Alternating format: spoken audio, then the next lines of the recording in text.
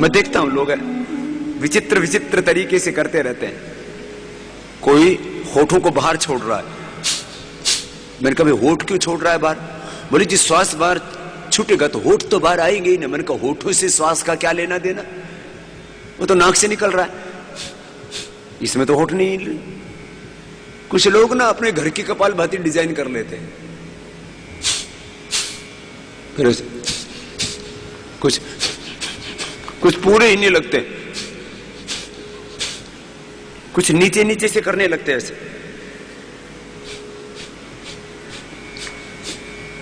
हाँ, कुछ गले से ज्यादा जोर लगाएंगे, इससे तो बीपी शूट अप हो जाएगा। बहुत मोटा व्यक्ति है और जोर जोर से कपालभाति किया तो हर्निया हो जाएगा।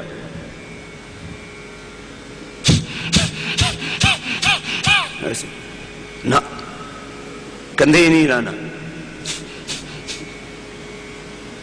कुछ बहुत तेजी से करने लगते हैं।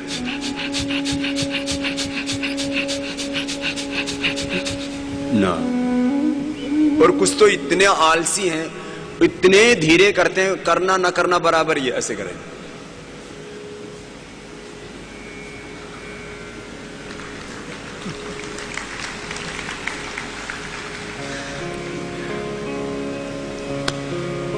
बड़े विचित्र विचित्र प्राणी है।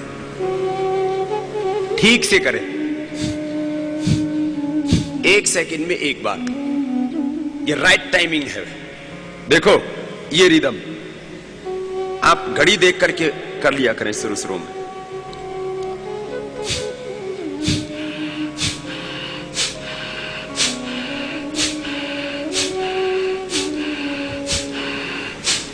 ये 1 सेकंड में एक बार वाला रिदम है। अब 1 मिनट में 60 बार करें।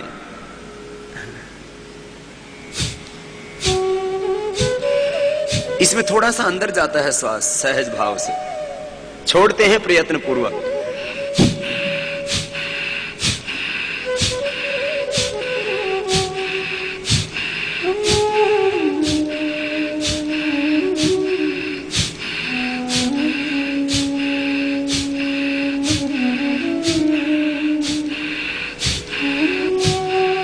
ऐसे अब इसको जिनको बीपी है वो और धीरे करें। देखो ऐसे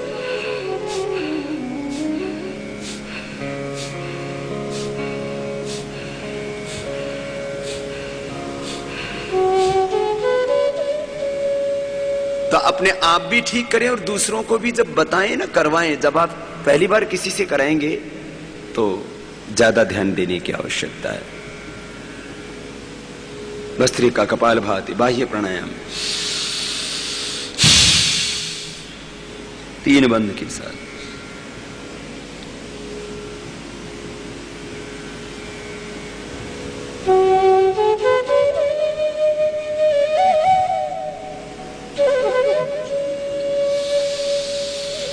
श्वास को अंदर भरा, बाहर छोड़ दिया, बाहर छोड़ करके बाहर ही रोक दिया। पहले जालंधर बंद लगाया, फिर उड्डयन बंद, फिर मूल बंद। छोड़ते समय पहले जालंधर बंद छूट जाएगा, फिर उड्डयन बंद, फिर मूल बंद छूट जाएगा। अब इसको कुछ बहुत जोर से करते ऐसे, और मुंह भी गाड़ लेंगे ऐसे। मैं देखता हूं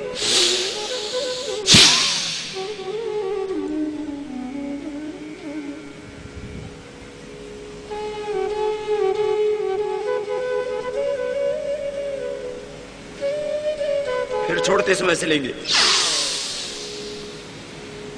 बड़े विचित्र विचित्र तरीके अपनाते हैं। ऐसे नहीं करना कभी भी, है ना। प्राणायाम बहुत सहज है, सहजता से करें, लय के साथ करें, रिदम के साथ करें, श्रद्धा के साथ करें, आस्था के साथ करें, विश्वास के साथ करें, विधि पूर्वक करें। भस्त्रिका, कपालभाति, बाह्य प्राणायाम। उज्जाई में भी सांस को अंदर भरा जाता है, अंदर रोक करके फिर दाएं नाक को बंद करके बाएं से छोड़ा जाता है।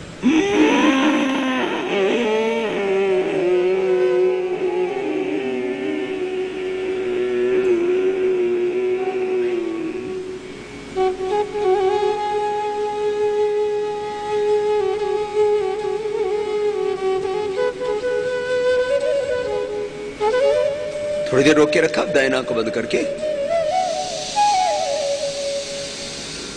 बाएं से बाहर छोड़। अब देखो अनुलोम विलोम में भी कुछ लोग बहुत जल्दी जल्दी करते हैं, कुछ बहुत धीरे करते हैं, बहुत बल लगाते हैं, कुछ बिल्कुल ही बल नहीं लगाते। मध्यम गति मध्यम शक्ति, मध्यम मार्ग उपयुक्त मार्ग है। अति सर्वत्र वर्जयेत्, अति जागरण, अति निद्रा, अति आहार, अति उपवास, बहुत कम खाना, बहुत ज्यादा खाना, बहुत ज्यादा सोना, बिल्कुल ना सोना, बहुत ज्यादा बोलना, बक बक बक बक बक बक बक बक बक, बिल्कुल ना बोलना, बहुत ज्यादा सहन करते जाना, पिटते ही जाना, पिटते ही जाना। माताएं बहुत शिकार होती है इसे। बहुत ज्यादा सहन करना और बिल्कुल सहन नहीं करना, दोनों ही गलत है।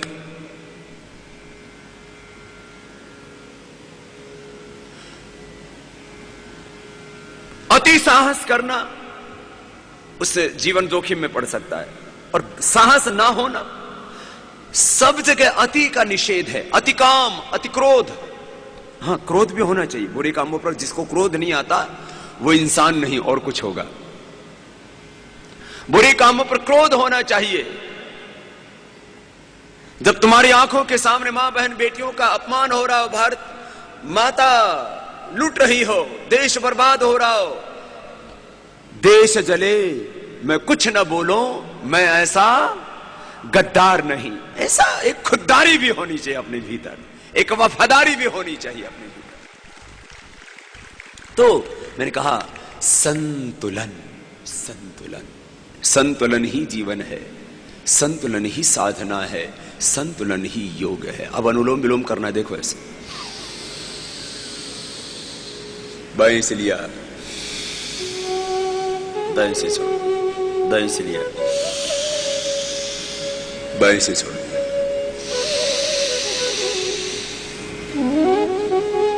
और इसको लगातार भी करने की आदत होनी चाहिए। कुछ 5 बार करते हैं हाथ नीचे आ जाता है, ये ठीक नहीं। ऐसे फिर ब्रह्म रुद्रगीत के बारे में भी मैं बताऊंगा आपसे। चलो प्रार्थना के साथ कर लेते हैं।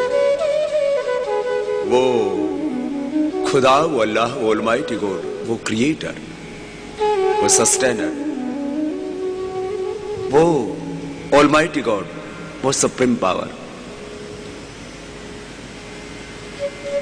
वो दुनिया का मालिक, वाहिगुरु अकाल पुरुष, सर्वशक्तिमान सच्चिदानंद स्वरूप परमात्मा, जिसको हम अनेक नामों से जानते हैं। शक्ति तो वो एक ही है। एकम सद्विप्राह बहुधा वदंती। ओम कहो, ओंकार कहो, रहीमन कहो या राम, सब में उसकी ज्योत है। अपने हृदय में ही उसको पहचान। हम सब उसी के हैं, उसी से हैं, उसी में हैं, उसी के लिए हैं, और अंतिम गंतव्य भी हमारा वही है। जैसे बूंद सागर से उठती है, आसमान में बादल बनती है, फिर बरसती है, कहीं वो ग्लेशियर बन जाती है, फिर सागर में वापस नदियां बन करके वो बूंद वहीं जाती है। यथा नद्यः सन्दमानाः समुद्रे अस्तम गच्छन्ति नाम रूपे विहाय, तथा विद्वान् नाम रूपाद् विमुक्ताः परात् परम पुरुषमुपैति दिव्यम्। यतो वा इमानि भूतानि जायन्ते येन जातानि जीवन्ति, यत् प्रयन्ते अभिसंविशन्ति तद्विजिज्ञासस्व तत्ब्रह्मेति। जीवन के 5 उच्च आदर्शों की मैंने सदा आपसे बात की है पहले ही दिन से। मैं आपसे कहना चाहूंगा, जहां भी आप योग सिखाएं, इन 5 आदर्शों और 5 व्रतों की बात जरूर करें। सदा उच्च चेतना में जीना, सदा समाधि भाव में आत्मस्थ होकर के, योगस्थ होकर के जीना। समाधि भाव में जीना है, निज स्वरूप में, आत्म स्वरूप में जीना। अपने सच्चे स्वरूप के एक क्षण के लिए भी विस्मृति ना हो। मैं शरीर नहीं, मैं इंद्रियां नहीं, मैं मन नहीं, मैं तो अजर अमर नित्य विनाशी आत्मा हूं, मैं सदा पूर्ण हूं, सदा तृप्त हूं। तत्त्वमसि श्वेत केतु प्रज्ञानम ब्रह्म अयम आत्मा ब्रह्म शिवोहम अहम ब्रह्मास्मि का बोध निरंतर बना रहे। उच्च चेतना में जीना, उच्च भाव में जीना, निम्न चेतना में ना, निम्न भाव में, निम्न विचार में नहीं जीना।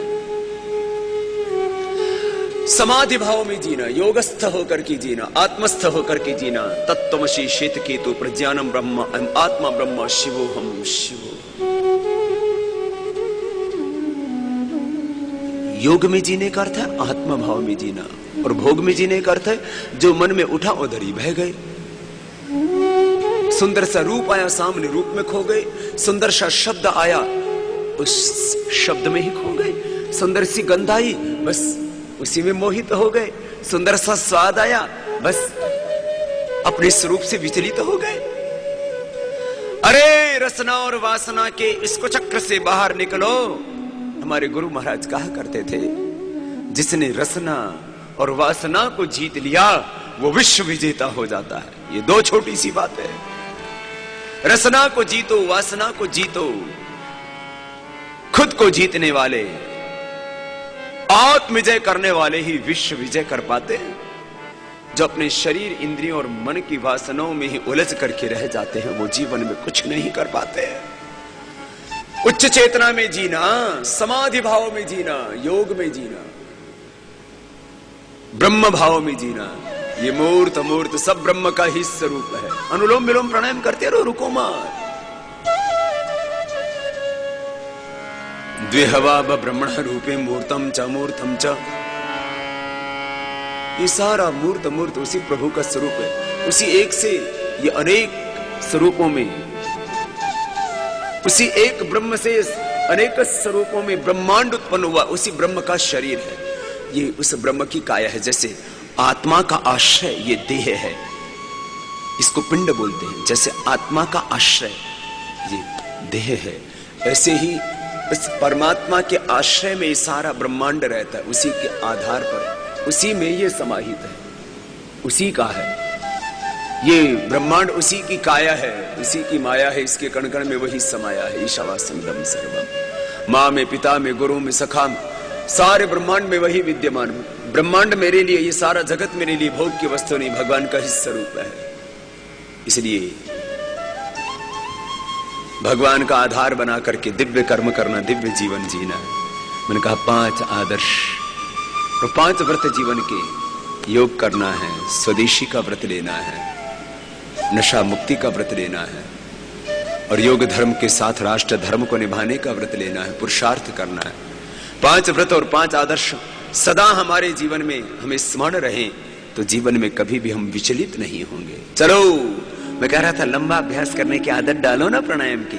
अनुलोम विलोम प्राणायाम देखो, प्रार्थना पूर्ण हृदय से आंखें बंद करके करना। मैं भी आपके साथ कर रहा हूं। ओम कहो, ओंकार कहो, रही मन कहो या राम। ओम कहो, ओंकार कहो, रही मन कहो या राम। सब में उसकी ज्योति है, अनगिन उसके नाम। सब में उसकी ज्योति है, अनगिन उसके नाम।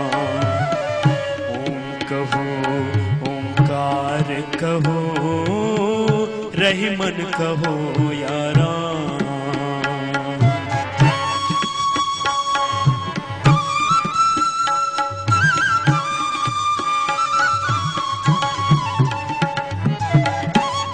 निरंतरता से करें, रुकेगा नहीं कोई भी। थक जाते हैं तो हाथ लगा ले थोड़ा नीचे ऐसे।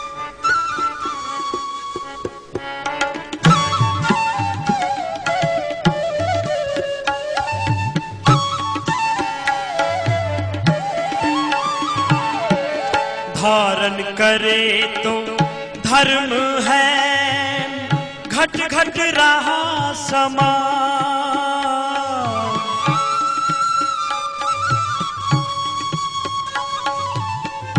धारण करे तुम धर्म है, घट घट रहा समा।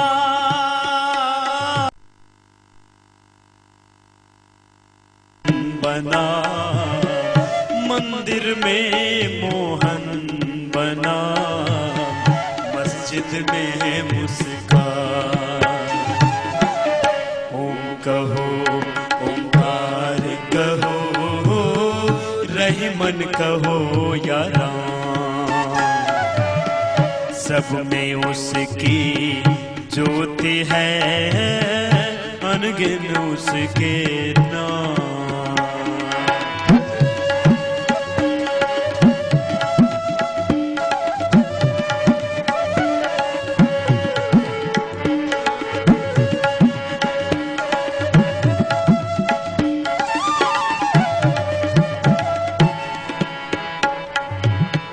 वो मालिक तो एक है, जिसने रचा जहां।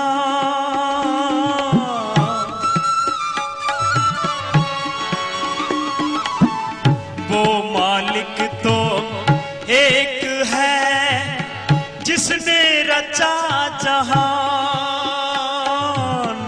मुस्लिम तो सजदा करे, मुस्लिम तो सजदा करे, हिंदू धरते ध्यान। ओम कहो ओंकार कहो, रहीमन कहो या राम। सब में उसकी ज्योत है, अनगिन उसके नाम।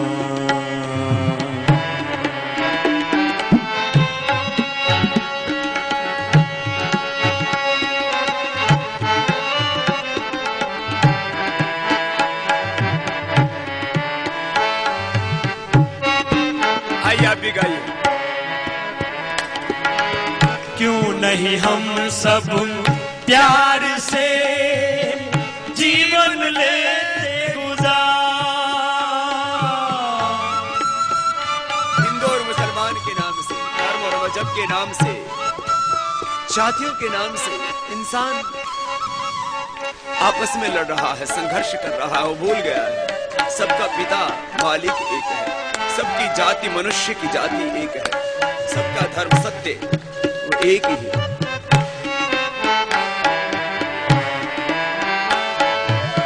क्यों नहीं हम सब प्यार से जीवन लेते गुजार। एक पिता सबका वही, एक पिता सबका वही, दुनिया है परिवार। ओम कहो ओंकार कहो, रहीमन कहो या राम। सब में उसकी ज्योति है, अनगिन उसके नाम। ओम कहो ओंकार कहो, रहीमन कहो या राम। सब में उसकी ज्योति है, अनगिन उसके नाम। रहीमन कहो या राम, रहीमन कहो या राम,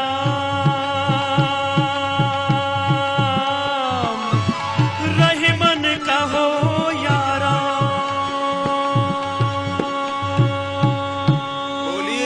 सच्चिदानंद भगवान की जय, भारत माता की जय।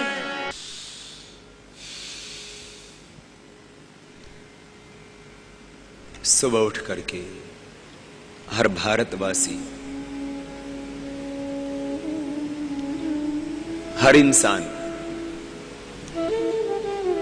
जिस दिन योग करना शुरू कर देगा, जिस दिन सारी दुनिया के लोग सुबह उठ करके योग करना शुरू कर देंगे,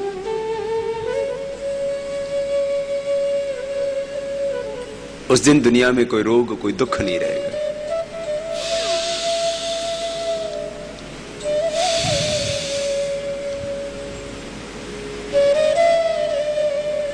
अयम निजः परो वीति गणना लघुचेत साम उदार चरितनाम तो वसुधैव कुटुम्बकम्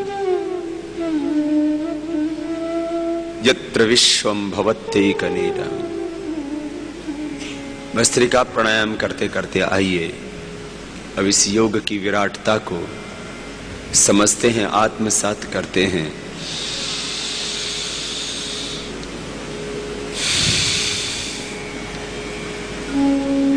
योग का मर्म क्या है? योग का मर्म है सब कुछ तुम्हारे भीतर है, सारा ब्रह्मांड तुम्हारे भीतर है, स्वयं ब्रह्म तुम्हारे भीतर है, सब तुम्हारे भीतर है, तुम सबके भीतर हो। योग का मर्म है, योग का निचोड़ है, योग का सार है, योग का दर्शन है, योग का सिद्धांत है।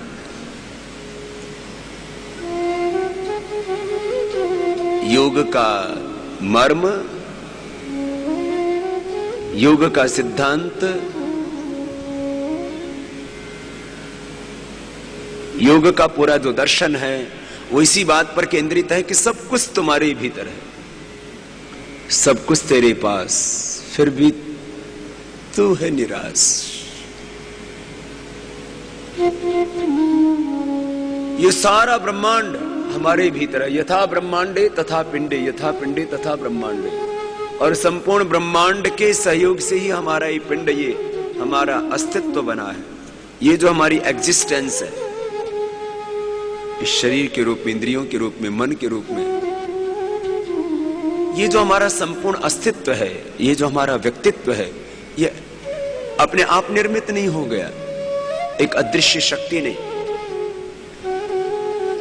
इस संपूर्ण ब्रह्मांड के सहयोग से, संपूर्ण ब्रह्मांड की शक्तियों से युक्त करके हमें इस धरती पर जन्म दिया है। मैं तीन सत्य आपके बीच में कह रहा हूं। भस्त्रिका कराते कराते थोड़ी देर कर लो इसको भी। योग का मर्म, धर्म का मर्म, कर्म का मर्म। फिर इसके बाद जब ये समझ में आ गया तो जीवन का मर्म समझ में आ जाएगा। फिर योग धर्म, राष्ट्र धर्म क्या है, सब कुछ समझ में आ जाएगा। जरा पहले योग की बात कर रहा हूं। सब कुछ हमारे भीतर है, लेकिन वो सब शांत अवस्था में, जैसे बीज में वृक्ष होता है लेकिन दिखता कहां है। बीज रूप में संसार की सारी शक्तियां हमारे भीतर है, और ये प्राणायाम बीज मंत्र है।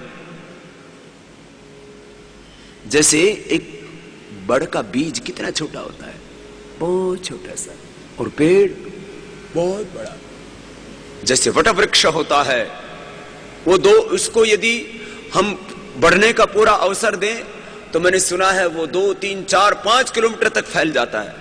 और उस एक बड़ के एक बीज में से फिर हजारों बीज उत्पन्न होते हैं। सबका बीज तो परमेश्वर है। एको वशी सर्वभूतंतरात्मा एकम रूपम बहुधा यह करोति, एको अहम बहुश्याम। एक से ही ये अनेक रूपों में जगत उत्पन्न हुआ। जैसे बीज में वृक्ष है, ऐसे बीज रूप में हमारे शरीर में ब्रह्मांड की सारी शक्तियां हैं। योग से क्या करते हैं? बीज रूप में विद्यमान उन शक्तियों को विकसित करते हैं। जीवन के बारे में एक बात मैं बार बार कहा करता हूं, इस बार भी उसको कहूंगा, जरा सुनना।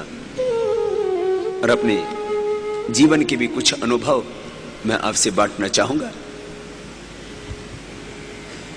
कुछ चीजें आप कभी भी सीख सकते हो। आजकल इतना एडवांस जमाना हो गया है, सारी दुनिया आपके सामने होती है, ऐसे साधन आ गए। लेकिन अनुभव वो वक्त के साथ ही समझ में आता है। अपने जीवन का भी अनुभव, अपने बड़ों का भी अनुभव, और शास्त्रों का सत्य भी इसके साथ जोड़ना चाहूंगा। जीवन क्या है?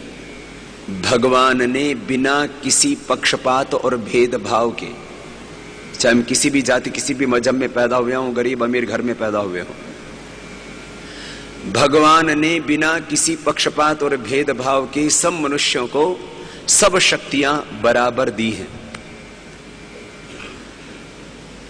योग से इन्हीं शक्तियों का हम विकास करते हैं। योग से हमारा शरीर बल, मनोबल, बुद्धि बल, आत्म बल बढ़ता है, राष्ट्र बल बढ़ता है। भस्त्रिका के बाद कपालभाति प्राणायाम कर लो,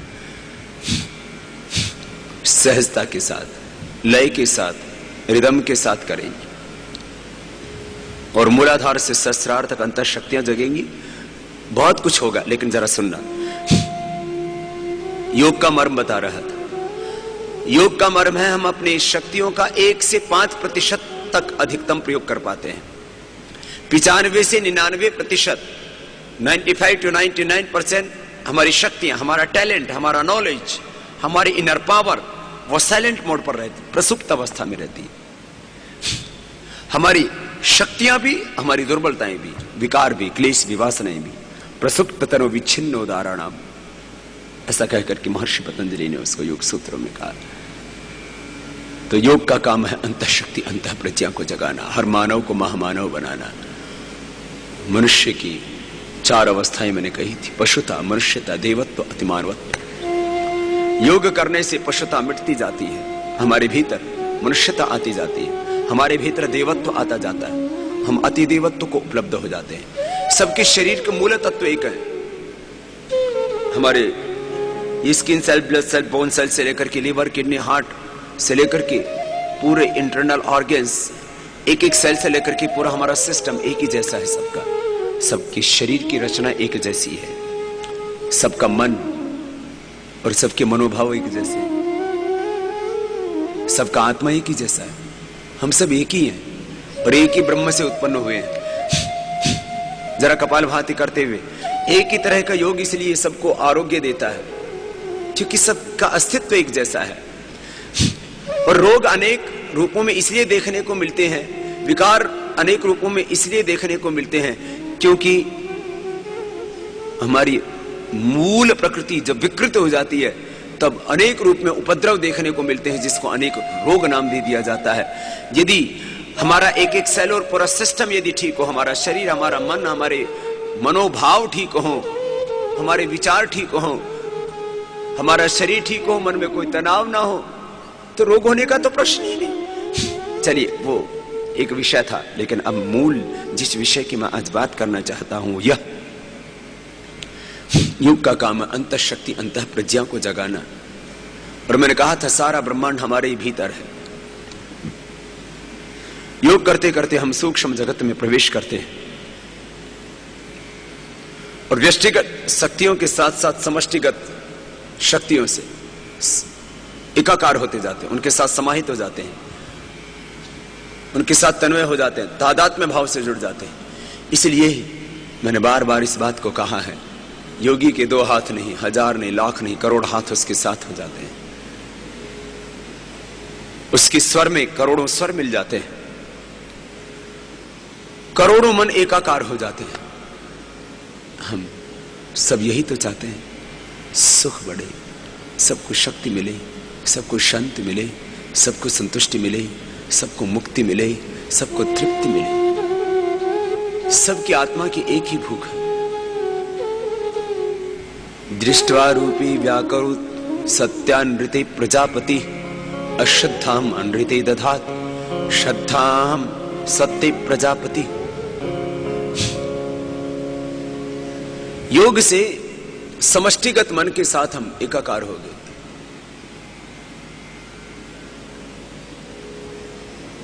ओहो, हम सब फिर एक हो जाते हैं।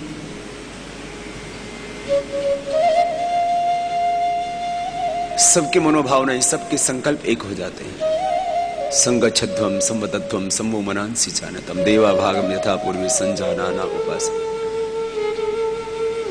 समानो मंत्र समिति समानी समानम मनः सह चित्तमेशम समानम मंत्रम अभिमंत्रे वह समानेन वो हविष्याचो समानी व आकुति समान हृदयानि वह समानमस्तु वो मनः यथा व सुसहासति।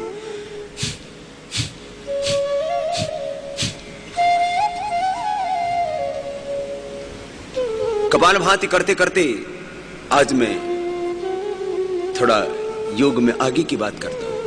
अतीन्द्रिय शक्तियों की प्राप्ति, अतीन्द्रिय ज्ञान की प्राप्ति, अतीन्द्रिय अनुभूति।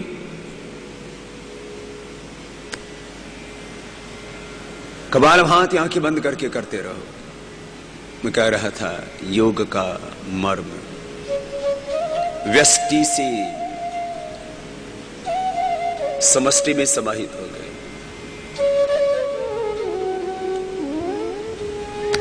ये योग का बहुत बड़ा लाभ। और योग से अपनी अंतःशक्ति अंतःप्रज्ञा का जागरण कर लिया तो हम बलवान हो जाते हैं, प्रज्ञावान हो जाते हैं।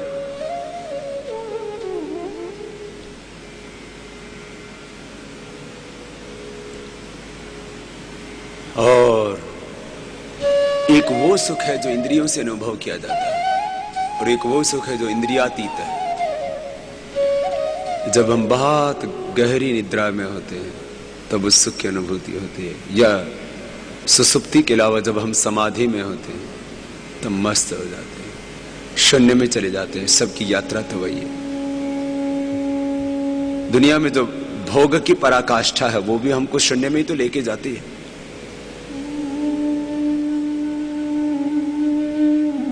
जब व्यक्ति स्वाद में, रसना या वासना के सुख में बहुत गहरा खोया होता है तो कहते हैं वो शून्य में चला जाता है, वो खो जाता है। ये सारी चीजें हमें कहां लेके जाती हैं?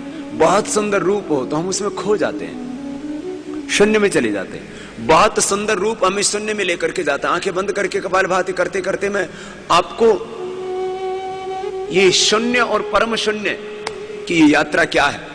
बहुत सुंदर रूप हमें शून्य में लेके चला जाता है। बहुत सुंदर गीत हो तो हमें शून्य में लेकर के चला जाता है। बहुत सुंदर स्वाद हो। दुनिया में जिनको हम भोग की वस्तु कहते हैं, आकर्षण कहते हैं, ये हमें कहां लेके जाते हैं? या कोई अफीम खा लेता है, चरस खा लेता है, और कोई नशीली वस्तुओं का सेवन करता है। ये सब चीजें कहां लेके जाती हैं? हमें शून्य में लेके जाती है। सुसुप्ति में हमें शून्य में लेकर के जाती है। शून्य में जाकर के हमें शांति मिलती है, विश्रांति मिलती है, तृप्ति मिलती है, संतुष्टि मिलती है। योग करते करते आप ऐसे ही शून्य में चले जाते हैं। नशा से शून्य में जाएंगे, वहां जड़ता होगी। और इंद्रिय सुख में पढ़कर के शून्य में जाएंगे तो वहां पर भी भोग के बाद रोग की संभावना होगी। भोग से शून्य में जाएंगे, रोग की संभावना होगी। नशा से शून्य में जाएंगे तो वहां जड़ता, मूढ़ता होगी, वहां भी विनाश होगा। और योग से शून्य में जाएंगे तो वहां से सच्चा सृजन होगा, वहां से सच्चा विकास होगा, वहां पूर्ण तृप्ति होगी, पूर्ण शांति होगी। ये होता है योग से। कपालभाति आप आधा घंटा कीजिए, आप शून्य में चले जाएंगे। मूर्छा नहीं होगी यहां, जड़ता नहीं होगी यहां, मूढ़ता नहीं होगी यहां, अविवेक नहीं होगा यहां। ज्ञान पूर्वक शून्य में प्रवेश पाओगे और वहां से खाली होकर के नहीं, भर करके लौट के आओगे। नशा उतरने के बाद फिर आदमी फिर वही अधीर अतृप्त हो जाता है। जब रसना, वासना, नेत्र, श्रोत्र आदि, घ्राण आदि इंद्रियों का जो सुख है, स्पर्श का, रसना का, वासना का, इंद्रियों का जो भी सुख है, वो जब छूट जाता है फिर वही अधीर अतृप्त हो जाता है। ये जो सुख है ना, यहां पूर्ण तृप्ति है, यही मुक्ति है, यहां परम विश्रांति है। कपालभाति करते करते योग का मर्म बताया। चलिए, मैंने 10 मिनट तक लगातार आपको कपालभाति करा दिया। ऐसे आप 15 मिनट तक लगातार कर सकते हैं। असाध्य रोग होने पर आधा घंटे तक कर सकते हैं। आज मुझे कुछ खास बताना है जाते जाते आपको। मैं हर दिन आने से पहले कुछ थोड़े नोट्स तैयार करता हूं, तो आज मैं सोच रहा था आपको अपने जीवन के भी कुछ अनुभव बताऊं। जब भी हम बड़ों के पास बैठते हैं, मैं तो जब भी किसी महापुरुष से मिलता हूं, किसी बड़े व्यक्ति से मिलता हूं, चाहे वो किसी भी क्षेत्र का है, तो एक ही बात पूछता हूं, अपने जीवन का कोई गहरा अनुभव बताओ। बड़ों से बैठते तो इस बात को जरूर पूछा करो। उस व्यक्ति ने एक सत्य को जानने के लिए जीवन के 30, 40, 50, 60, 70, 80, 90, 100 वर्ष लगा दिए, और वो जीवन का अनुभव यदि मिलता है तो वो अनुभव तो अपने को 100 साल बाद मिलेगा। तो पैर सामने खोलो, जरा रिलैक्स हो जाओ। आज आपको भी जीवन की कुछ खास दीक्षा दे रहे हैं, क्योंकि आज आपको घर लौटना है। घर से आए थे गुरु घर में, वापस घर में जाना है। मैंने आपको पहले ही दिन कहा था, आप मानव के रूप में आए थे और यहां से जाओ तो महामानव बनकर के जाओ।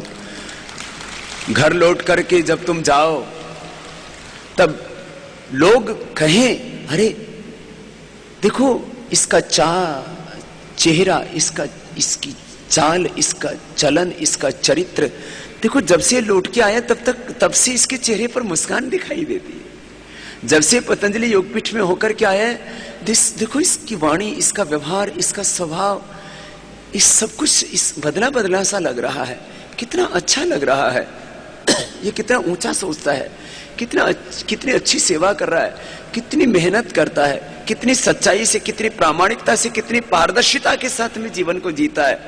मैं ऐसी अपेक्षा आप सबसे करता हूं कि आप अब जब घर लौट के जाएं तो आपके कर्मों से, आपके जीवन से, आपके चरित्र से ऐसा परिलक्षित होना चाहिए कि आपके कर्मों की सुगंध, आपके चरित्र, आपके व्यक्तित्व की सुगंध ऐसे फैले चारों ओर, लोग कहें भाई जीवन हो तो ऐसा आपको जीवन जीना है ना? तो यहां आना सार्थक है। नहीं तो मेरा कहना और आपका सुनना, उसका कोई औचित्य नहीं रहेगा। और मुझे लगता है आप सचमुच इस संकल्प में जिएंगे। भाई बहनों, आज थोड़ा सूक्ष्म व्यायाम कराते कराते पैरों को गोल गोल घुमा लीजिए। कुछ छोटी छोटी बातें बता रहा हूं। मैंने भी जीवन को शून्य से शुरू किया है। ये मैं अपने संदर्भ में नहीं कर रहा हूं, अपनों के संदर्भ में नहीं कर रहा हूं। मैं हूं, श्रद्धेय आचार्य बालकृष्ण जी हैं। जो कुछ यहां पतंजलि योगपीठ में घटित हो रहा है, पतंजलि योगपीठ के द्वारा पूरे देश में, दुनिया में जो यह आध्यात्मिक चेतना का आंदोलन चल रहा है, सामाजिक चेतना का आंदोलन चल रहा है, इस देवासुर संग्राम में देवत्व की प्रतिष्ठापना का यह जो अभियान चल रहा है, आप भी अपने जीवन के मूल में जाएंगे तो इसी सत्य को पाएंगे। मैं एक सत्य जीवन का आपसे कह रहा हूं। सबसे पहली बात, मुझे जीवन में इस छोटे से विचार ने आगे बढ़ने के लिए प्रेरित किया। और ये छोटा विचार ने, मैं तो कहता हूं जीवन का, मेरे लिए तो ये सबसे बड़ा विचार बन गया, मेरे जीवन का आधार बन गया। मैंने अभी थोड़ी देर पहले आपसे एक वाक्य कहा था, गोल गोल घुमा लीजिए, थोड़ा रिलैक्स हो जाइए। भगवान ने बिना किसी पक्षपात और भेदभाव के हम सबको समान रूप से एक जैसी शक्ति देकर के, एक जैसी मति देकर के, एक जैसी बुद्धि देकर के धरती पर भेजा। गोल गोल घुमाते हुए एक बहुत बड़ी और गहरी बात आपके बीच में रख रहा था। भगवान ने बिना किसी पक्षपात और भेदभाव के हम सबको समान रूप से शक्तियां देकर किस धरती पर जन्म दिया है। दोनों हाथों को साइड में खोल लीजिए। इस बात को थोड़ा और गहराई से समझें। जितने भी महापुरुष हुए इस धरती के ऊपर, उनमें जैसी शक्तियां थी, चाहे वो भगवान राम, भगवान कृष्ण, प्रोफेट मोहम्मद साहब, भगवान ईसा मसीह, हम जिनको महापुरुष कहते हैं, अवतारी पुरुष कहते हैं, जिनको गुरु कहते हैं, गुरु नानक देव, गुरु गोविंद सिंह आदि गुरुओं की परंपरा, हम जिनको ऋषि कहते हैं, गौतम कप्कार, जैन महर्षि पाणिनि, पतंजलि, महर्षि दयानंद, स्वामी विवेकानंद, श्री अरविंद आदि, अलग अलग हमारी आस्थाओं के अनुसार दोनों पैरों को तलवों से मिला लीजिए। हम जिन महापुरुषों को अपने सामाजिक जीवन का, आध्यात्मिक जीवन का, राष्ट्रीय जीवन का आदर्श मानते हैं, जो शक्ति हमारे महापुरुषों में थी, क्रांतिकारियों में थी, जो शक्ति दुनिया के बड़े बड़े वैज्ञानिकों में थी, जो मति, जो बुद्धि, जो ज्ञान का वैभव उनके पास में था, वो सब कुछ हमारे पास में है। भगवान ने एक एक व्यक्ति को ब्रह्मांड की संपूर्ण शक्तियों से युक्त करके धरती पर जन्म दिया है। एक व्यक्ति भी यदि अपनी शक्ति को पूरी तरह से जगा ले तो वह फिर पूरे जमाने को जगा सकता है। ये आज दीक्षांत दिन है ना आपका, जरा सुनना, इस वाक्य को फिर से सुनना। मैं उसी बात को कई तरह से कह रहा हूं। एक एक व्यक्ति को, मैंने पहले कहा कि भगवान ने बिना किसी पक्षपात भेदभाव के सब को एक जैसी शक्तियों से युक्त करके भेजा। अब दूसरी बात मैं कह रहा हूं, और यही सत्य है, यही यथार्थ है। और जिसने इस सत्य को जान लिया वही मानव से महामानव बन गया। वो एक असफल या सफल या साधारण इंसान नहीं रहा, वो साधारण होकर के भी असाधारण जीवन जीने लगा। जिसने ये जान लिया, क्या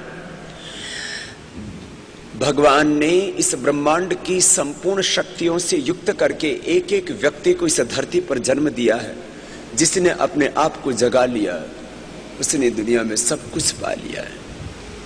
भाई बहनों, मैं ऐसे ही जागृत पुरुष तैयार करना चाहता हूं, ऐसे ही जागृत बहनें तैयार करना चाहता हूं, ऐसे ही योगी भाई बहन बनाना चाहता हूं कि जो अपने अंतः शक्ति को, अंतः प्रज्ञा को पूरी तरह से जगा ले। मैं अपने जीवन का अनुभव कर रहा था कि इस विचार ने मुझे आगे बढ़ाया। मैं बचपन में महापुरुषों के चित्र देखा करता था, शहीदों के, क्रांतिकारियों के चित्र देखा करता था, और उनके चरित्र से बस यही प्रेरणा लिया करता था। ये जैसे वैसा ही तो मैं भी हूं। माना कि हम शरीर से गौरवर्ण हो सकते हैं, श्यामवर्ण हो सकते हैं, दुबले पतले हो सकते हैं, ये तो जीन्स से होता है। जैसे माता पिता के जीन्स, ऐसे हमारी बॉडी का स्ट्रक्चर बन जाता है। लेकिन याद रखो, मूलतः हम ईश्वर पुत्र हैं, मूलतः हम ऋषि पुत्र हैं। हमारे सबके भीतर उसी परमात्मा की शक्ति, उसी की ज्योति है। हमारे भीतर अपनी उन्हीं पूर्वजों का खून है। आज हम हिंदू, मुसलमान, सिख, ईसाई अलग अलग नामों से जाने जाते हों, मूलतः हम सब ईश्वर पुत्र हैं। ईश्वर माने वो खुदा, अल्लाह, वो सुपर क्रिएटर, वो ऑलमाइटी गॉड, वाहिगुरु, अकाल पुरुष भगवान। हम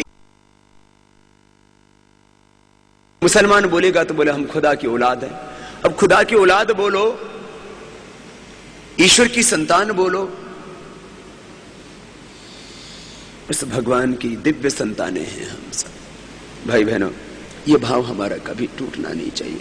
और उसकी सारी शक्तियां हमारे भीतर है। जैसे एक पिता के सब गुण अपने पुत्र में होते हैं, उस परम पिता की, उस भगवान के सारी शक्तियां हर एक इंसान के अंदर है। इसलिए मैंने कहा, मानव गिरे तो पशु से भी बदतर, हैवान, शैतान, और मानव ऊंचा उठे तो इंसान ही भगवान कहलाने लग जाता है। जमाने में लोग उसकी पूजा करने लग जाते हैं, वो आसमान से भी ऊंचा उठ जाता है। भाई बहनों, बचपन में इस विचार ने मुझे आगे बढ़ने के लिए प्रेरित किया। और 3 चीजें कह रहा हूं अब। निस्वार्थ भाव से कर्म को अपना धर्म मान करके, कर्म को अपना धर्म मान करके एक दिन भी बिना विश्राम किए पूरी ईमानदारी से अपना काम किया। और मुझे नहीं पता लगा मैं गांव से पूरी दुनिया में कब पहुंच गया। अब मैं आज अपने अतीत को देखता हूं तो वही गांव की गलियां जिसमें मेरा बचपन बीता, जिस माटी में मैं खेला, और जहां से उठ करके, जहां से चल करके यहां तक पहुंचा हूं। मैंने तो जीवन में किसी चमत्कार को नहीं देखा, और मैं चमत्कार की अपेक्षा भी नहीं करता हूं। और जो चमत्कार से मिले वो मेरी उपलब्धि कैसे है? मैं तो कहता हूं मेरी उपलब्धि वो है जिसको मैंने किया है। मैं यदि अपने मां बाप की संपत्ति के कारण से धनवान कहलाऊं, अपनी गुरु की गद्दी से गुरु कहलाऊं, इसमें मेरा कोई योगदान नहीं, जिसमें मेरा कोई कंट्रीब्यूशन नहीं है, उसका मैं क्रेडिट नहीं लेना चाहता। लेकिन मैं कुछ ऐसा करना चाहता हूं जिससे कि मुझे खुद पर गर्व हो, मुझ पर आने वाला भारत गर्व करे, मुझ पर मेरे माता पिता गर्व करें, मेरे गुरुजन गर्व करें। भाई बहनों, जरा गौर से सुनना इस बात को। मैंने कोई जीवन में चमत्कार नहीं देखा, मैंने कभी जिंदगी में कभी कोई अंधविश्वास नहीं रखा। कोई शनि के, कोई केतु के, कोई राहु के चक्कर में रहता है, कोई अंगूठियों से, अपने पत्थरों से अपने भाग्य को बदलना चाहता है। एक एक अंगुली में दो दो अंगूठी मैंने लोगों को पहने देखा है। ये स्टोन मेरे भाग्य को बदल देगा। मैंने बार बार कहा, अरे पत्थरों से नहीं, पुरुषार्थ से भाग्य बदलता है। पत्थरों से नहीं, पुरुषार्थ से भाग्य बदलता है। जो इस क्षण का पुरुषार्थ है वही अगले क्षण प्रारब्ध कहलाता है। प्रारब्ध माने भाग्य, पुरुषार्थ, प्रारब्ध, कर्म और भाग्य। जो कर्म है वही भाग्य बनता है। जो बोओगे वो काटोगे। और कर्म का भी मर्म समझ लो, जो हम करते उसका कई गुना हमको मिलता है। एक दाना तिल का, एक दाना जौ का, एक दाना बाजरा का, एक दाना किसी का भी डाल दो ना, धतूरे का, जो डालोगे वो कई गुना होकर के मिलेगा। जो हम कर्म करते हैं वो हजारों लाखों करोड़ों गुना होकर के हमको वापस मिलता है, चाहे अच्छा कर लें या बुरा कर लें। नमस्कार मत करो। मैंने तो जिंदगी में सदा सबसे प्यार किया है।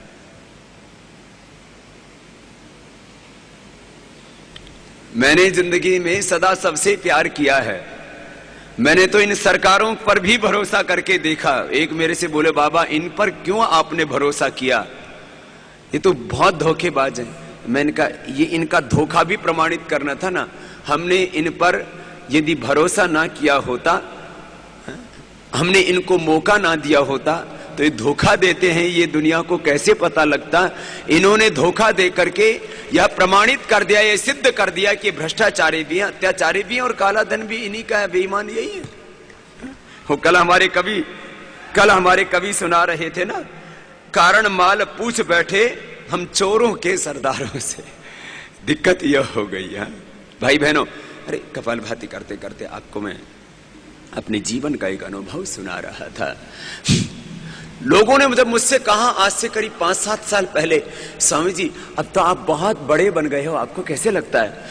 तो मैं सच कहता हूं, 8-10 साल पहले जब मुझसे कोई ऐसा कहता था ना मैं बड़ा बन गया हूं, तो मैं ऐसे सोचता था क्या मैं सच में बड़ा हो गया हूं इस रूप में कि मुझे करोड़ों लोग प्यार करने लग गए। मुझे पहले तो भरोसा ही नहीं होता था। मैंने तो कभी सोचा भी नहीं था कि करोड़ों लोग मुझ पर विश्वास करेंगे, करोड़ों लोग मुझे पहचानेंगे, जानेंगे। कर लो कपालभाति।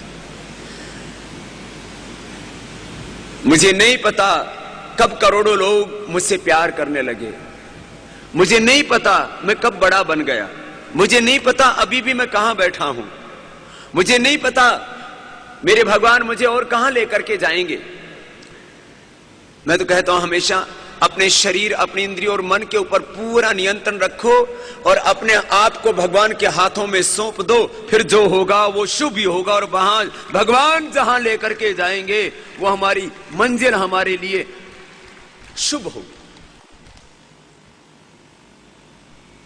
अपने आप को भगवान अब सौंप दिया इस जीवन का सब भार तुम्हारे हाथों में। अब सौंप दिया इस जीवन का सब भार तुम्हारे हाथों में।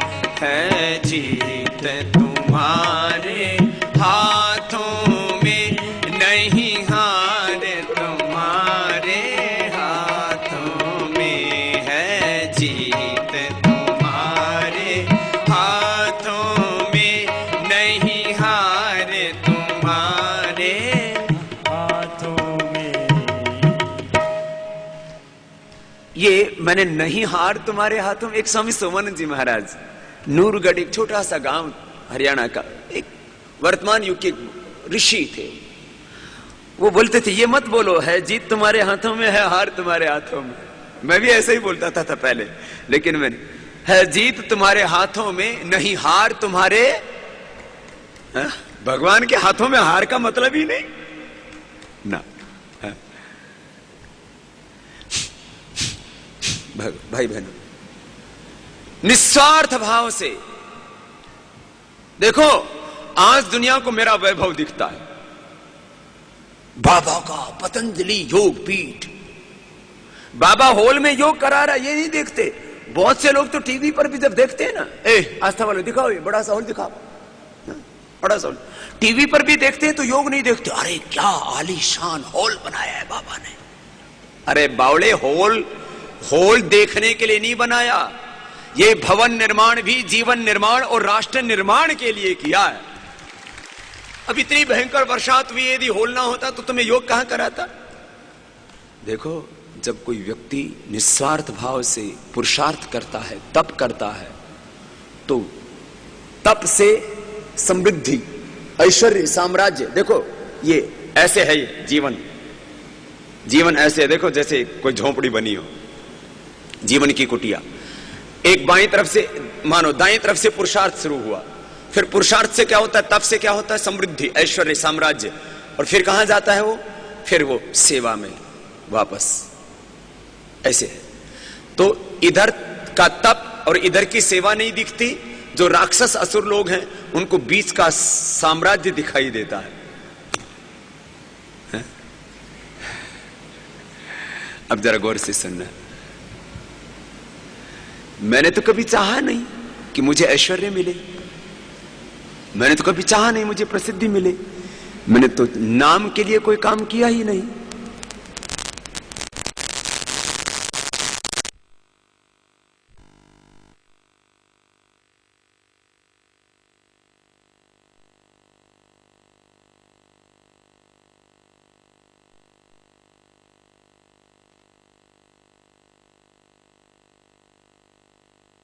तुम्हारे हाथों में नहीं हार, तुम्हारे हाथों में है जीत, तुम्हारे हाथों में नहीं हार, तुम्हारे हाथों में। ये मैंने नहीं हार तुम्हारे हाथों में। एक स्वामी सोमानंद जी महाराज, नूरगढ़, एक छोटा सा गांव हरियाणा का, एक वर्तमान युग के ऋषि थे। वो बोलते थे, ये मत बोलो है जीत तुम्हारे हाथों में है हार तुम्हारे हाथों में। मैं भी ऐसे ही बोलता था पहले, लेकिन मैंने, है जीत तुम्हारे हाथों में नहीं हार तुम्हारे, भगवान के हाथों में हार का मतलब ही नहीं ना। भाई बहनों, निस्वार्थ भाव से देखो, आज दुनिया को मेरा वैभव दिखता है। बाबा का पतंजलि योग पीठ, बाबा हॉल में योग करा रहा, ये नहीं देखते। बहुत से लोग तो टीवी पर भी जब देखते हैं ना, आस्था वाले दिखाओ ये बड़ा सा हॉल दिखाओ, बड़ा सा हॉल, टीवी पर भी देखते हैं तो योग नहीं देखते। अरे क्या आलीशान हॉल बनाया है बाबा ने। अरे बावड़े, हॉल देखने के लिए नहीं बनाया, ये भवन निर्माण भी जीवन निर्माण और राष्ट्र निर्माण के लिए किया है। अब इतनी भयंकर बरसात हुई, यदि हॉल ना हो, कहूंगा तो ये आत्म प्रशंसा जैसी बात लगेगी।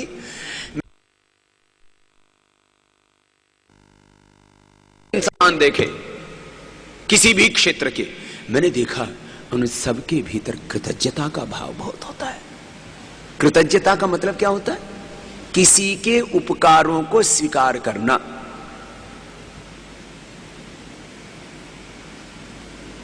जिंदगी में तुम्हारे लिए किसी ने चुटकी भर भी सहयोग किया है, उसको कभी भूलना मत। जिंदगी में तुम्हारा किसी ने कुछ भी अच्छा किया है, उसको कभी भूलना मत।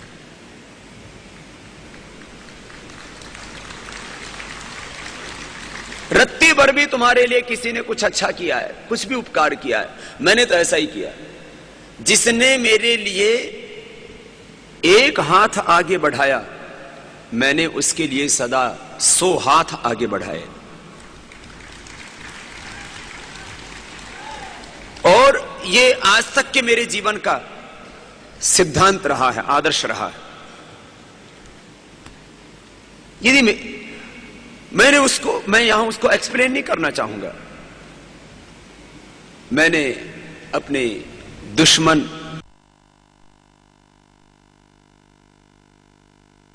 ये दुश्मन मैं क्या करूं? उनका भी सदा अच्छा ही सोचा। भाई बहनों, बस सबसे बड़ी बात है जीवन में कर्म कर्म कर्म कर्म कर्म कर्म कर्म कर्म। कई बार मैं कहानियां नहीं सुनाता, लेकिन एक कहानी मैं अक्सर सुनाया करता हूं 1 मिनट की, कि राहगीर राह में चले जा रहे थे, बहुत दूर निकल गए, गर्मी का वक्त था, प्यास लगी, पहला यात्री बैठ गया, दूसरा भी बैठ गया, तीसरा भी बैठ गया, बहुत भयंकर प्यास लगी हुई थी, पास में कुआं था, रस्सी थी, बाल्टी थी, पानी नहीं पिया। चौथा राहगीर आया, वो भी बहुत दूर से चल के आया था, उसको भी प्यास बहुत लगी थी, उसने देखा कुआं है, बाल्टी है, रस्सी है, डाली बाल्टी, खींचा, पानी पी लिया। वो 3 तड़फ रहे थे, कुएं के पास में एक पेड़ था, वहां बैठे पड़े हुए तड़फ रहे थे। बोले भाई तुमने पानी क्यों नहीं पिया? एक बोला मैं पानी कैसे पी लूं, मैं तो इस शहर के बड़े रईस का बेटा हूं, शहजादा हूं, मैंने अपने हाथ से कभी काम किया ही नहीं। दूसरे से बोले भाई ये तो शहजादा है, तूने क्यों नहीं पिया? अरे बोले ये तो शहर के रईस का बेटा है ना, मैं तो राजा का बेटा राजजादा हूं। तीसरे से पूछा तूने क्यों नहीं पिया? ये शहजादा, ये राजजादा। बोला मैं हरामजादा हूं। मैं ये बात 1 मिनट की मैंने इसलिए कही, कोई लंबी चौड़ी कहानी नहीं मैं कहना चाहता था। इन शहजादों ने, इन राजजादों ने, इन हरामजादों ने दुनिया का बहुत नुकसान किया है। मैं सोचता हूं जिस दिन बस हम मेहनत करना शुरू कर देंगे, सब कुछ ठीक हो जाएगा। घर में मेहनत करें, खेत में मेहनत करें, फैक्ट्री में मेहनत करें, काम में मेहनत करें, जो जहां लगा है वो मेहनत करें। अभी हमारे कैमरे वाले हैं, ये यही मेहनत करें। अब ये कैमरा लगा करके और बैठे बैठे सोते रहेंगे तो क्या करेंगे? क्या कुछ भी नहीं कर पाएंगे। अब संगीत वाले संगीत में मेहनत करें, जो बच्चे वो स्कूल में मेहनत करें, अध्यापकों पढ़ाई करने में मेहनत, पढ़ाई कराने में मेहनत करें, किसान खेत में मेहनत करें। मैं तो कहता हूं सारे देश के लोग जहां हैं वहीं मेहनत करना शुरू कर दें तो भी हमारा देश दुनिया का सिरमौर बन सकता है, एक ही सूत्र से। जो जहां वहीं मेहनत करें। अब मैं लगा हुआ हूं, सुबह 5 बजे से लग जाता हूं, रात को 10 बजे तक खुद मेहनत करता हूं। कपालभाती हो गया पूरा, आगे बढ़ जाते। बस ये बात मुझे आपको जा करके आप लोग भी मेहनत करना, मेहनत करना, और साथ साथ में सेवा भी करना, सेवा भी करना। देखो जो दुनिया की मेहनत करोगे वो यहीं रहेगी, और जो सेवा करोगे वो अगले जन्म में साथ जाएगी। जो सामान्य हम मेहनत करते हैं उससे दुनिया अच्छी बनती है, लेकिन वो फिर अगले जन्म में साथ नहीं जाती। जो दुनिया में हम मेहनत करते हैं वो फिर किसी को विरासत में मिल जाती है। जो हम सेवा करते हैं, जो सबके लिए काम करते हैं, उससे फिर वो अगले जन्म में हमारे साथ जाती है। भाई बहनों, बस इतनी सी बात कहता हुआ अब आगे बढ़ जाता हूं। आपको जाकर के बहुत बड़ा दायित्व निभाना है। भाई ये प्राणायाम कर लीजिए।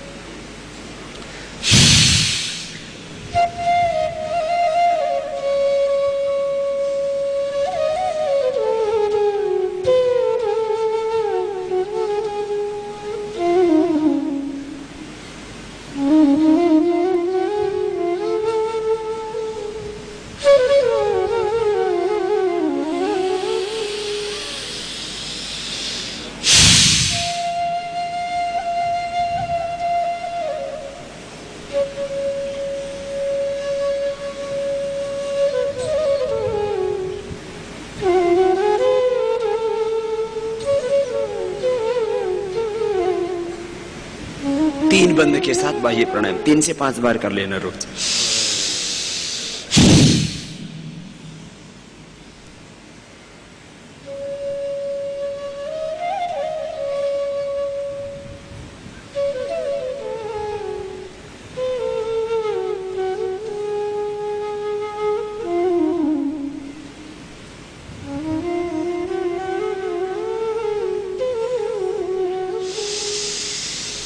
अग्निसार।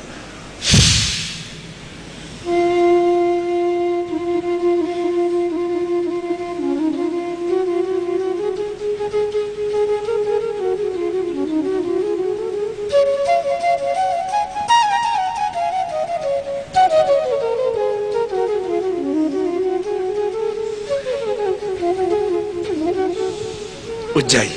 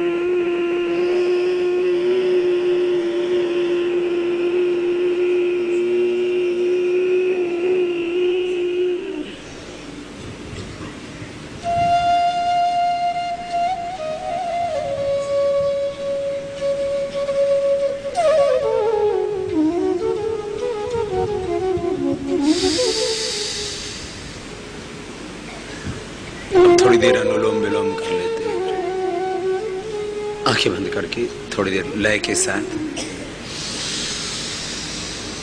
देखो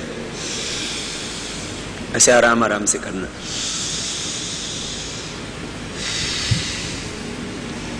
अनुलोम विलोम ऐसे करो सब। इस योग से आज कितना बड़ा परिणाम इस राष्ट्र को मिला है। कपालभाति तो सब करते हैं, अनुलोम विलोम में थोड़ा आलस्य कर रहे हैं लोग। आप तो पूरा कीजिए तो या तो आगे दूसरों से करा पाएंगे। अनुलोम विलोम पूरा कर लो। कुछ तो ऐसे बैठ गए, ऐसे बैठे बाबा को देख रहे हैं। अरे अनुलोम विलोम कर लो, करो करो, ये बहुत जरूरी है।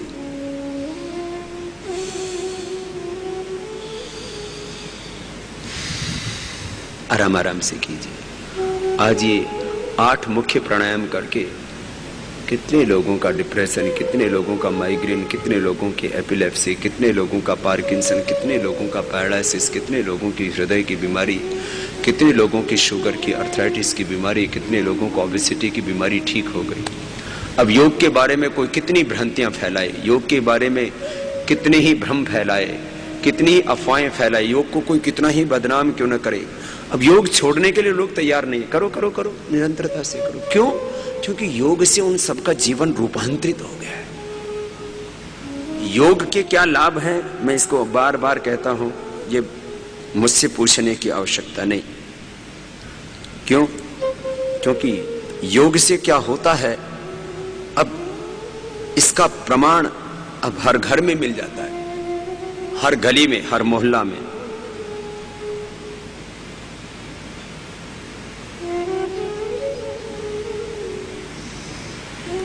योग के प्रयोग से ये परिणाम अब हर घर में आ चुका है, हर जीवन में आ चुका है। किससे? उसके निरंतर अभ्यास से। अब कपालभाति, अनुलोम विलोम प्राणायामों का एक समयबद्ध अभ्यास, निरंतरता के साथ अभ्यास करने से आज करोड़ों लोगों की बीमारियां ठीक हो चुकी। परिवर्तन तो पहले क्षण से प्रारंभ हो जाता है, लेकिन निरंतर करने से वो स्थायी परिवर्तन आता है जीवन में। शारीरिक स्तर पर, मानसिक स्तर पर, भावनात्मक स्तर पर, आदतों के स्तर पर आदत ही अच्छी हो जाती है। आहार, विचार, व्यवहार, आदतें, स्वभाव सब कुछ बदल रहा है। और आइए अब पहले उंगली माथे पर रख लीजिए, शेष 3 उंगलियां आंखों पर। इसमें आंखें बंद होती हैं, फिर अंगुलियां ऐसे रखते हैं, पहले उंगली माथे पर, और कान अंगूठे से जब बंद हो जाते हैं और मुख बंद होता है, लंबा गहरा सांस भर के जब ऐसे छोड़ते हैं तो अपने आप ही भीतर से शांति मिलती है, तृप्ति मिलती है, संतुष्टि मिलती है। सबको स्वास्थ्य, सुख, शांति, संतुष्टि, तृप्ति, मुक्ति चाहिए। और मैंने कहा था योग का सिद्धांत यही है, सब कुछ हमारे भीतर है। आओ इस ब्रह्म मुहूर्त में चारों ओर से इस ब्रह्म का आनंद बरस रहा है। मुक्त पुरुष, बुद्ध पुरुष, इस सृष्टि की अदृश्य शक्तियां, मुक्त आत्माएं, वो हमें आशीष देती हैं जब हम अपने स्वरूप से गहरे जुड़ जाते हैं। आओ अब अंतर जगत में प्रवेश पाते हैं भ्रामरी प्राणायाम के साथ।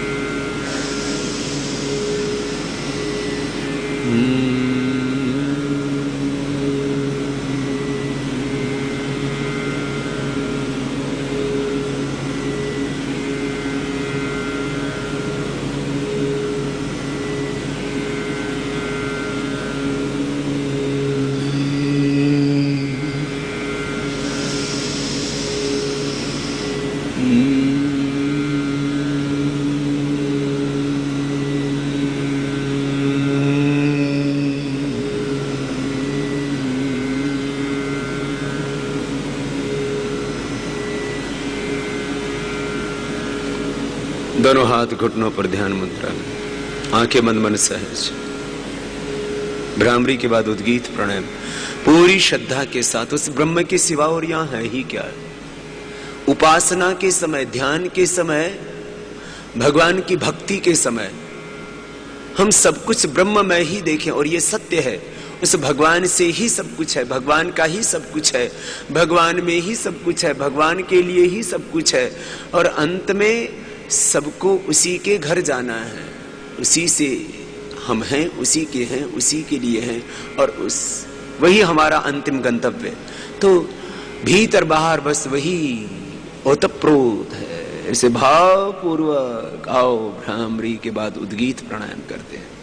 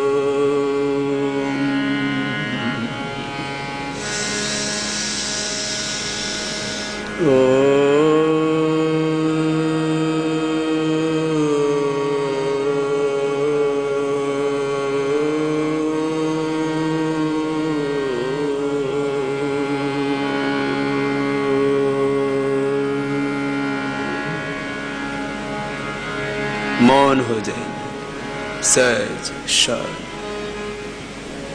निरंतर भगवान के प्रति, संपूर्ण ब्रह्मांड के प्रति, बड़ों के प्रति, गुरुओं के प्रति, सृष्टि की कण कण के प्रति, इस संपूर्ण अस्तित्व के प्रति कृतज्ञता का भाव। आंखें बंद, मन सहज। मैंने आपसे कहा कि मैंने तो अपने जीवन में देखा, पूरा जीवन कर्म और कृतज्ञता का ही परिणाम है। भक्ति भी एक कर्म है, ज्ञान भी एक कर्म है, योग भी एक कर्म है। कर्म के सिवा और कुछ है ही यहां नहीं। नहीं कसित क्षणमपि जात उत्तिष्ठति अकर्मकृत। आंखें बंद, मन सहज। और मैंने कहा ये ध्यान कर्म करते हुए कृतज्ञता का भाव, कर्म और कृतज्ञता का ही परिणाम है ये जीवन, ये जगत। भगवान ने कर्म किया तो ये संसार बन गया, जगत बन गया। हम कर्म करते हैं तो हमारा जीवन बन जाता है। ये जीवन और जगत कर्म का परिणाम है। कर्म करना, कृतज्ञ रहना। कृतज्ञता का अर्थ है उपकारों को स्वीकार करना। ये भक्ति भी क्या है? ये आराधना, ये समाधि, ये साधना, ये उपासना, ये क्या है? भगवान के प्रति कृतज्ञता का भाव। प्रभु तुम बहुत अनुग्रह की न यदंग दास से त्वमग्नि भद्रम करिष्यसि तवे तत्सत्य मंगिर। भगवान के प्रति कृतज्ञता का भाव, कृतज्ञता का भाव। संपूर्ण ब्रह्मांड के प्रति कृतज्ञता का भाव।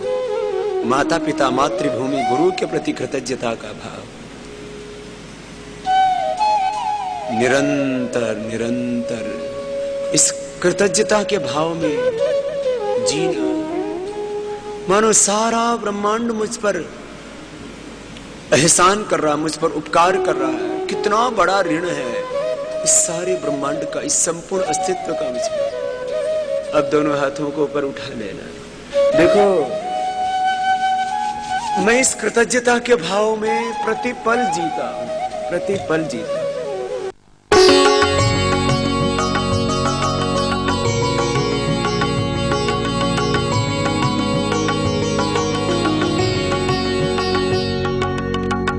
आस्था जीवन का आधार। सांबर मसाला हो या चने का मसाला, कसूरी मेथी या देगी मिर्च, असली मसाले सच सच MDH। अरे ला बेटा, मैं करूं। घर की बच्चों की फिक्र मेरी जिम्मेदारी है। तभी तो जब परिवार नियोजन की बात उठी तो मैंने कहा मैं नसबंदी कराऊंगा। बस 10 मिनट का काम, न चीरा न टांके। सरकारी अस्पताल में नसबंदी करवाओ तो 1100 रुपए मिलते हैं इसकी भरपाई के वास्ते। हाँ, कुछ ने कहा कमजोरी आती है, आई है क्या? नसबंदी को चुनिए, पति नंबर 1 बन।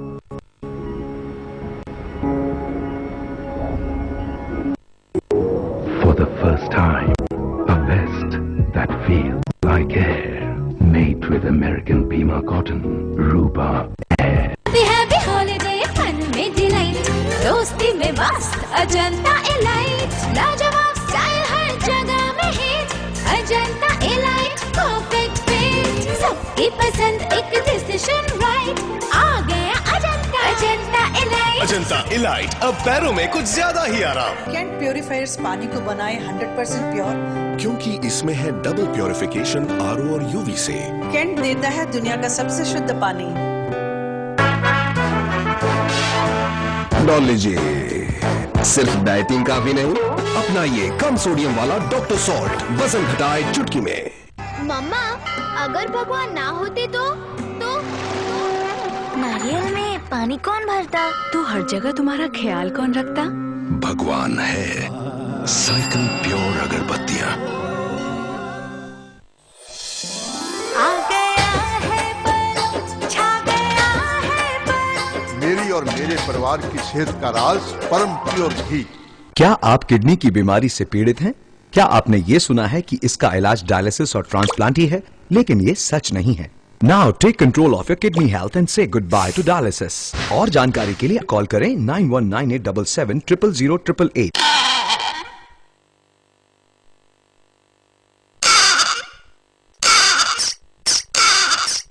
क्या आपके जोड़ों में दर्द रहता है? रियोमेड टैबलेट और जेल इस्तेमाल करें और फर्क देखें। Baxens Homeopathy. 3 glorious decades. Excellent service, dedication and commitment. India में सुरक्षा का एक ही नाम, Trig Guard Force Limited, India's leading security company. For personal security, corporate security, residential security, armed guards, cash van, dog squad, and undercover investigation. Trig Guard Force Limited, India's leading security company. ने नाम दिया कर्म और दूसरा बोलो तो कृतज्ञता। पूरा जीवन क्या है? कर्म और कृतज्ञता। ऐसे भगवान के उपकारों को स्वीकार करते हैं ना तो सब में वही, उसमें सभी दिखता है। कुछ कहते बाबा ध्यान में मन नहीं लगता। मैंने कहा क्या दिखता है? बोले माँ दिखती है, पिता दिखता है, पत्नी दिखती है, पति दिखता है, बच्चे दिखते हैं। मैंने इसमें भगवान को देखा ना। जिसको हम व्यवधान मानते हैं वही ध्यान है। सब में जिस दिन वही दिखने लग जाएगा, समझ लेना तुम्हारा ध्यान पूरा हो गया है। खुली आंखों से, बंद आंखों से हर समय वही दिखे। और ये भाव जब भी ये भाव हटता है, उसी समय इसी भाव को फिर पैदा करो। ये थोड़ा सा ध्यान के बारे में बताया। अब अगली बात, मैंने कहा इस संपूर्ण ब्रह्मांड के कितने एहसान है मुझ पर। मैंने तो पूरे जीवन को कर्म और कृतज्ञता के रूप में ही समझा है। मैं देश की सेवा क्यों करता हूं? देश को क्यों अच्छा बनाना चाहता हूं? इस देश की मुझ पर बहुत उपकार है। मैंने बार बार कहा है, मेरे शरीर की एक एक कोशिका, skin cell, blood cell, bone cell जिनको बोलते हैं, मेरे शरीर की एक एक कोशिका मेरा ये संपूर्ण अस्तित्व इस मातृभूमि से बना है। इसलिए मेरे शरीर में जितनी कोशिकाएं हैं, मैं उतनी बार भी जन्म लूं और मातृभूमि की सेवा करूं तो भी ये कम है, तो भी मैं मातृभूमि के ऋण से ऋण नहीं हो सकता। जो कुछ ये मेरे एक एक सेल मुझे मां से मिला है, पिता से मिला। एक माता पिता के एक सेल से मेरा संपूर्ण अस्तित्व बना है। मैं माता पिता का प्रतिरूप हूं, उसके भी मुझ पर बहुत एहसान है। इसलिए मैंने कहा सबसे पहला उपकार भगवान का, और सबसे पहला अधिकार भगवान का। सबसे पहला उपकार किसका? भगवान का। उपकार को स्वीकार करना, यही है कृतज्ञता, और कुछ नहीं। तो सबसे पहला उपकार किसका है जीवन के ऊपर? भगवान का। और सबसे पहला अधिकार किस पर जीवन का? जीवन के ऊपर पहला अधिकार भगवान का, फिर मातृभूमि का, माता पिता का, फिर गुरुजनों का। गुरु ना मिलते तो जीवन पशु समान होता। अब परसों गुरु पूर्णिमा है ना। माना कि मनुष्य धरती पर भगवान की सर्वश्रेष्ठ कृति है, लेकिन बिना सिखाए कुछ भी नहीं सीखता। किसी पशु को देखो, चलना, उठना, बैठना, खाना पीना, दौड़ना, तैरना नहीं सिखाना पड़ता। आदमी कितना ही बड़ा वैज्ञानिक हो, कितना ही बड़ा डॉक्टर साइंटिस्ट हो, कितना ही बड़ा धनवान हो, बुद्धिमान हो, यदि उसको तैरना ना सिखाया जाए तो कुछ नहीं सीख ही नहीं पाएगा जिंदगी में। इंसान के, मैंने कहा भगवान ने ब्रह्मांड की संपूर्ण शक्तियों से युक्त करके धरती पर हमको भेजा है। इंसान भगवान की सबसे श्रेष्ठ कृति है धरती के ऊपर। बिना सिखाए कुछ नहीं सीखता। गुरु की जरूरत है। गुरु नहीं होगा तो जीवन पशु समान होगा। भाई बहनों, मैं देश की सेवा भी इसलिए करना चाहता हूं क्योंकि मैं देखता हूं इस मातृभूमि के, इस जैसे भगवान के मुझ पर बहुत ऋण, इस ब्रह्मांड के, इस देश के बहुत ऋण। अब इसके ऊपर थोड़ा सा आपसे कहना चाहूंगा। कुछ भाई मुझसे कहते हैं, बाबा जी आपको कुछ हो गया होता तो, और आपको कुछ हो जाए तो। कुछ कहते हैं बाबा जी कुछ भी हो जाए, बस हम आपको खोना नहीं चाहते। फिर कुछ आते हैं, कुछ तो बड़े गंभीरता से, कुछ तो बड़ी श्रद्धा से, भाव से, बाबा जी बस हमारा तो दिन, हमारी तो सुबह आपको देख करके शुरू होती है बाबा जी।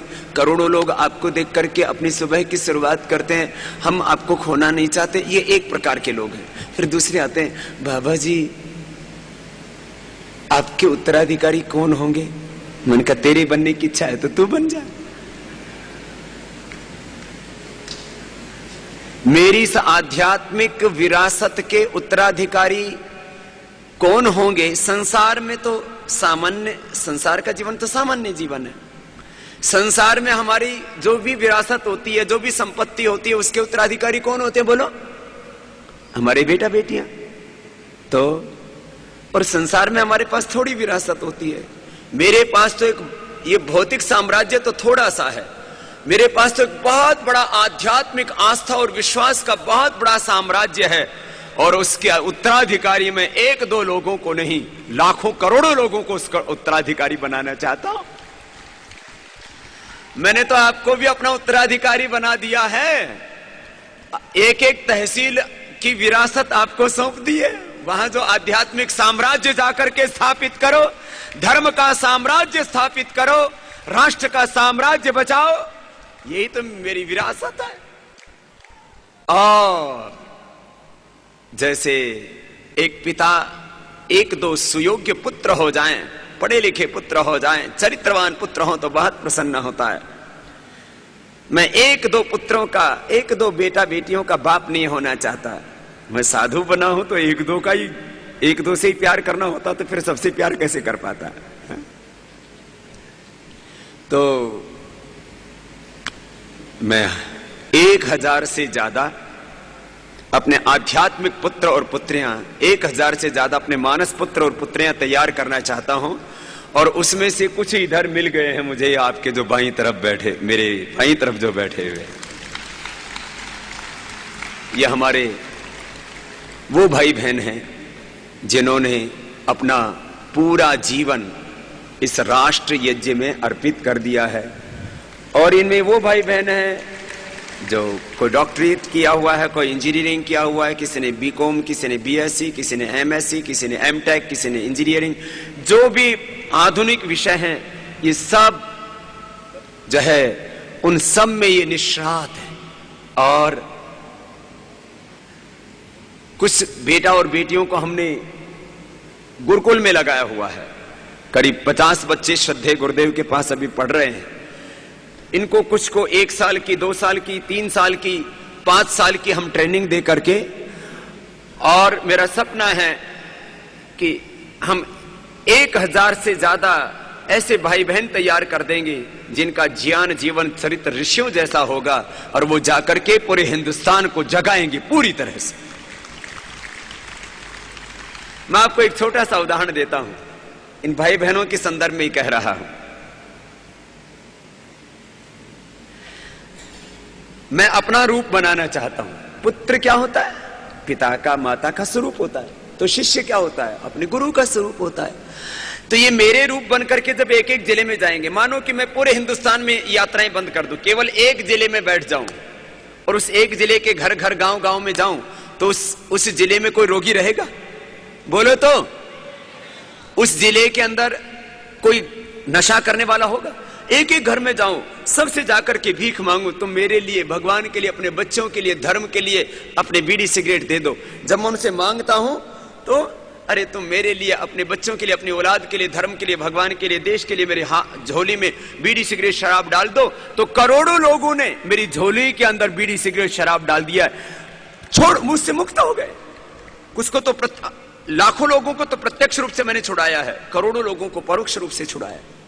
मैं कहता हूं जिस जिले में मैं बैठ गया, तो एक एक घर में जाकर के, एक एक गांव में जाकर के जब मैं सबको जगाऊंगा तो कोई रोगी रहेगा, कोई नशा करेगा, कोई हिंसा करेगा, कोई अज्ञान में रहेगा। उनको एक एक घर में जाकर के जब मैं बता दूं ये काला धन क्या है, ये भ्रष्टाचार क्या है, ये भ्रष्ट व्यवस्थाएं क्या है, ये देश कैसे लूट रहा है, ये काले धन का पूरा सच, ये इसके ये पूरा का पूरा पंपलेट, ये पूरा ब्रोशर, ये करीब इसके अंदर ये कितने पेज हैं, ये आपको आज छप करके मिल रहा है, ये सबको, ये 8 पेज का तो ये बड़ा वाला है, मुझे लगता है 8 या 10 पेज का ये बन गया है और आज सबको दिया जाएगा। आप भी घर घर जाकर के, गांव गांव जाकर के लोगों को बता देना, तो पूरा देश भ्रष्टाचार के खिलाफ भी खड़ा हो जाएगा। देखो, मैं अकेला तो इस काम को नहीं कर सकता था, लेकिन मैंने अब अपने आप को अकेला माना ही नहीं, मैंने तो आप सबको अपना ही स्वरूप मान लिया। और ये जो भाई बहन जो सेवाव्रती के रूप में अपने पूरा जीवन गुरु कार्य के लिए, राष्ट्र कार्य के लिए, देश धर्म संस्कृति के लिए, भ्रष्ट आचरण और भ्रष्टाचार जो चारों तरफ फैला है, व्यक्ति निर्माण, ग्राम निर्माण से राष्ट्र निर्माण का जो पूरा आंदोलन है, आत्मनिर्भर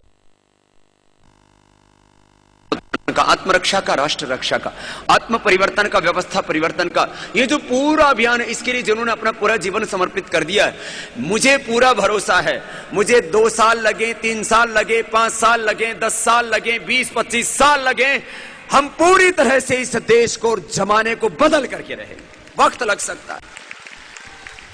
मैंने तो कहा था भाई, एक पीढ़ी खपा करके, एक जीवन खपा करके भी यदि 121 करोड़ लोगों को हम नवजीवन दे सके तो ये जीवन भी खप जाए तो कोई बात नहीं, एक पीढ़ी इसके लिए लग जाए तो कोई बात नहीं। अरे आने वाली पीढ़ियां तो सुखी हो जाएंगी हिंदुस्तान की, वो तो इस भारत की इस दुर्दशा को नहीं देखेंगे, इस नारकीय जीवन को नहीं देखेंगे, चारों ओर लखों से लथपथ इस भारत माता को घायल रूप में नहीं देखेंगे, चारों तरफ से दरिंदे नोच रहे मां भारती को। भाई बहनों, अब इस काम को करने के लिए मैं आपसे अब आह्वान कर रहा हूं। आज आपको जाना है ना, इसलिए जाते जाते ही कह रहा हूं। मैं तो आपके भीतर भी अपना ही रूप देखता हूं, अपना ही स्वरूप देखता हूं, और आप अपने आप को कमजोर मत मानिए। ये मत मानिए मेरे पास मैं धनी हूं कि मैं निर्धन हूं, मेरा रूप क्या है। आप सब ब्रह्म के स्वरूप हैं, आप सब ऋषि पुत्र हैं, ईश्वर पुत्र हैं। इसी भावना से आपको जाना है, आपको जाकर के काम करना है। और इधर 1000 भाई बहन, 1000-1200 जो भी होंगे, 1000 से ज्यादा भाई बहन हम इधर तैयार करेंगे। मैं पूरी तरह से आश्वस्त हूं, वक्त चाहे कितना ही लगे। अरे तख्त पलटना तो बहुत छोटी सी बात है, हम पूरी दुनिया को बदलने का सामर्थ्य रखते हैं। हौसला रखो। कितने हैं प्रहार हो, हार नहीं मानो। कुछ लोग कहते बाबा जी थोड़ा सा ना हमको थोड़ा डर लगा, रामलीला मैदान में वो हुआ। अरे मैंने कहा भाई दुनिया में कितने आज तक परिवर्तन हुए, कितनी क्रांतियां हुई, कितने आंदोलन हुए।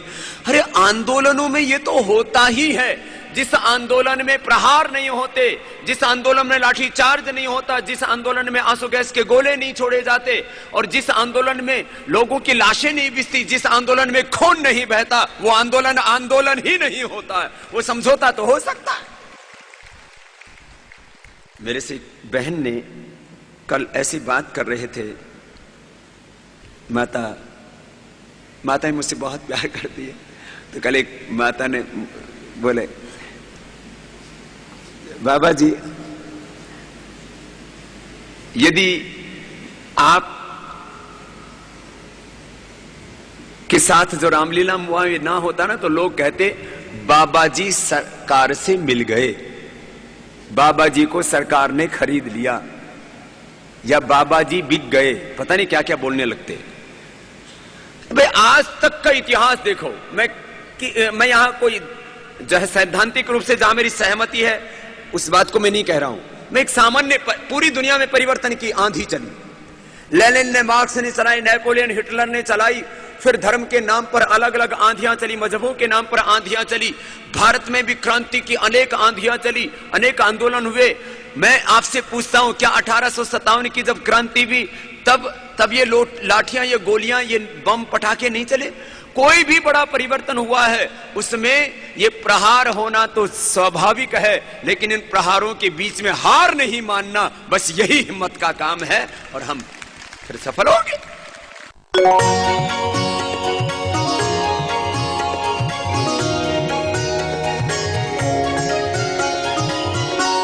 आस्था जीवन का आधार। किचन किंग, गरम मसाला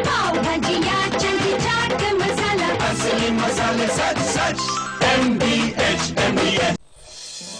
आ गया है पल, छा गया है पल। मेरी और मेरे परिवार की सेहत का राज परम प्योर घी। ऋषियों का ज्ञान, आयुर्वेद की शक्ति, हमारे अनुभव और वर्षों का अनुसंधान, पतंजलि योग पीठ का विश्वास, सुबह से शाम तक हर पल आपके आरोग्य के लिए आपके साथ। आंवला एलोवेरा जूस एवं बेल मुरब्बा आदि स्वास्थ्यवर्धक उत्पादों और जीवनदायिनी जड़ी बूटियों, अष्टवर्ग व केशर आदि से निर्मित स्पेशल च्यवनप्राश और भी बहुत कुछ आपके आरोग्य की रक्षा के लिए आश्रम द्वारा संचालित सभी पतंजलि चिकित्सालयों पर उपलब्ध।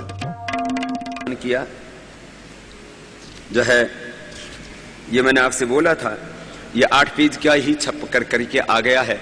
और ये काले धन का पूरा सच ये पूरे देश के एक एक घर में पहुंचा देना, पूरा हिंदुस्तान काले धन, भ्रष्टाचार और भ्रष्ट व्यवस्थाओं के खिलाफ पूरा खड़ा हो जाएगा। ये बस ये 8 पेज। और इसकी कीमत कितनी? मुझे लगता है 1 रुपए से भी कम ही होगी। इसकी कीमत 1 रुपए से ज्यादा तो नहीं होगी। 1, 2, 3, 4, 5, 6, 7, 8 पेज है, करीब 1 रुपए में शायद जो भी होगा, मुझे ज्यादा इसका पता नहीं है। लेकिन ये 1 रुपए का ये पंपलेट, 1 रुपए का ये ब्रोशर, 1 रुपए की ये सामग्री, बस ये पत्रक घर घर पहुंचा देना, 1 रुपए की सामग्री पहुंचा देना घर घर। एक दिन होगा कि 400 लाख करोड़ रुपए 1 रुपए से आ जाएगा हिंदुस्तान के अंदर। ये हर घर में पहुंचा देना, हर घर के अंदर। इसमें बस इतनी सी बातें आप सब लोग पढ़ लेंगे। खुद ना पढ़ पाए तो बोला अपने बच्चों से पढ़वा लेंगे। आप भाषण ना दे पाए तो इसमें पढ़ करके लोगों को बता देना। चारों तरफ से हम तैयारी कर रहे हैं, गांव से तैयारी कर रहे हैं, तहसील से तैयारी कर रहे हैं। मैं अब फिर आह्वान कर रहा हूं आस्था के माध्यम से, जितने भी गांव के लोग मुझे सुन रहे हैं, हमारी गांव के लिए सबसे बड़ी योजना यही है ग्रामोद्योग की। ये सारी विदेशी कंपनियों का षड्यंत्र कुचक्र खत्म करना है। और जितने कुचक्र खत्म हो जाएगा, एक एक गांव को हर साल कम से कम 1-2 करोड़ रुपए स्वदेशी के उद्योगों से मिल जाएगा। एक एक गांव को। आज करीब 6,38,365 गांव है। 6 लाख करोड़ रुपए से ज्यादा हर साल विदेशी कंपनियां साबुन, शैंपू, टूथपेस्ट, क्रीम पाउडर ही बना करके देती जाती है। तो एक गांव को 1 करोड़ रुपए मिल गया, सीधा सा। 6 लाख करोड़, 6 लाख गांव, 1 करोड़ एक गांव को मिल जाएगा। खाली विदेशी कंपनियों का षड्यंत्री कुचक्री बंद हो जाए तो आज सब संकल्प लेकर के जाएंगे, घर घर गांव गांव जाकर के सबसे स्वदेशी का व्रत दिलाएंगे। हमें पेन से लेकर के, घड़ी से लेकर के, गाड़ी से लेकर के 100% स्वदेशी का उपयोग करना है। भूल से भी कोई चीज विदेशी आ जाए उससे बचना है। बस ये संकल्प लेकर के जाना। अब इसका मतलब ये नहीं कि आपके पास में आज तक यदि कोई विदेशी घड़ी हो या विदेशी गाड़ी हो तो जाके आग लगा दो तुम। जो आ गया आगे से नहीं खरीदना।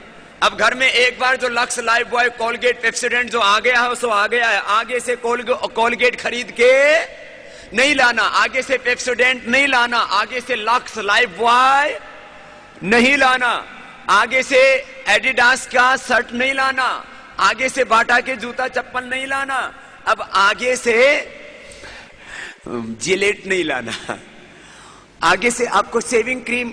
अब यहां से भी मेरे पास बहुत चीजों की डिमांड आ रही है, बाबा जी ये भी बनवाओ, ये भी बनवाओ, ये नहीं मिल रहा है। तो अभी आप नारियल का तेल लगा करके या एलोवेरा जेल लगा करके अपनी दाढ़ी बना लेना। बाद में आपको शेविंग क्रीम और आफ्टर शेविंग लोशन भी उपलब्ध करा देंगे, चिंता मत करो। सब चीजें, ये ग्रामोद्योग में यही तो चीजें बननी है। एक एक गांव के अंदर 624 जिलों में एक जिले में एक गांव को हम पहले खड़ा करेंगे। वो गांव एक तरह से भारत के विकास के मंदिर बनेंगे और उन तीर्थ रूप गांवों को देख करके वो गांव जो है वो इस राष्ट्र निर्माण के आधारशिला बनेंगे। मैंने कहा ना, योग की कक्षाएं तो व्यक्ति निर्माण, राष्ट्र निर्माण, चरित्र निर्माण की आधारशिला बनेंगी। और ये जो गांव तैयार कर रहे हैं पतंजलि ग्रामोद्योग की योजना के द्वारा, जो कि सितंबर महीने में शुरू हो जाएगी, 4 अगस्त को पतंजलि ग्रामोद्योग का जो मॉडल है वो पतंजलि योगपीठ के पास में ही जो गौशाला है पड़ोस के गांव में, वहां पर पतंजलि ग्रामोद्योग के मॉडल का उद्घाटन कर दिया जाएगा श्रद्धेय आचार्य श्री बालकृष्ण जी के जन्म दिवस के उपलक्ष्य में। हम सब लोग भी गांव से आए भाई बहनों। अब तो बहुत गहरी बात कहना चाहता हूं मैं। विदेशी कंपनियों के लूट के षड्यंत्र को रोकना, बाहर से कई मुद्दे हैं अपने। मैं तो कहता हूं काला धन तो आएगा ही, उसको तो लेकर के आना ही है। हमने देश का धन लूटने से भी बचा लिया तो 15-20 साल में हिंदुस्तान में 400-500 लाख नहीं, ये 15-20 साल में हम 500 से 1000 लाख करोड़ रुपए हिंदुस्तान का मात्र स्वदेशी के संकल्प से बचा सकते हैं और इस देश को आगे बढ़ा सकते हैं पुरुषार्थ करके। स्वदेशी का व्रत ले लिया और मेहनत करने का ही व्रत ले लिया तो भी अपने हिंदुस्तान को हम बचा लेंगे। अरे इतना बड़ा व्यापक आंदोलन है ये। इसमें तो यदि स्वदेशी का व्रत ले लें, नशा मुक्ति का व्रत ले लें, हम योग का व्रत ले लें और राष्ट्र धर्म का व्रत लेकर के पुरुषार्थ का जो 5 व्रत और 5 आदर्शों का ही पालन करना शुरू कर दे तो हिंदुस्तान बच जाएगा। इस आंदोलन की कई दिशाएं हैं। एक इस आंदोलन की सामाजिक दिशा है, एक इस आंदोलन की आध्यात्मिक दिशा है, एक इस आंदोलन की राजनीतिक शुद्धिकरण का यह अभियान, काला धन वापस लाने का, व्यवस्था परिवर्तन का ही काम है, भ्रष्टाचार मिटाने का अभियान। ये तो कई दिशाओं से आंदोलन आगे बढ़ रहा है। ये बचेगा भारत। अब इसके लिए मैंने कहा 1000 भाई बहन मुझे यहां चाहिए और इसमें छोटों से लेकर के बड़े तक। कल तो मैं देख रहा था एक छोटा सा बेटा रजत, कहां गया वो रजत? आजा ऊपर आ जाइए।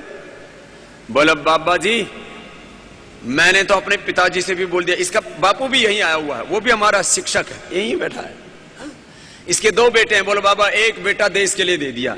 ये बोलता है मुझे तो बाबा का ही काम करना है, जो स्वामी जी कर रहे हैं वही करना है, वो जो पढ़ाएंगे वही पढ़ना है। और ये हमारा सबसे छोटा योद्धा आ गया है। बोले बाबा जी अब मैं स्कूल में नहीं पढ़ूंगा, मैंने तो 8वीं के बाद गुरुकुल में पढ़ना शुरू किया। बोले बाबा जी मैं तो आपसे भी आगे निकलूंगा, 7वीं से ही आ गए।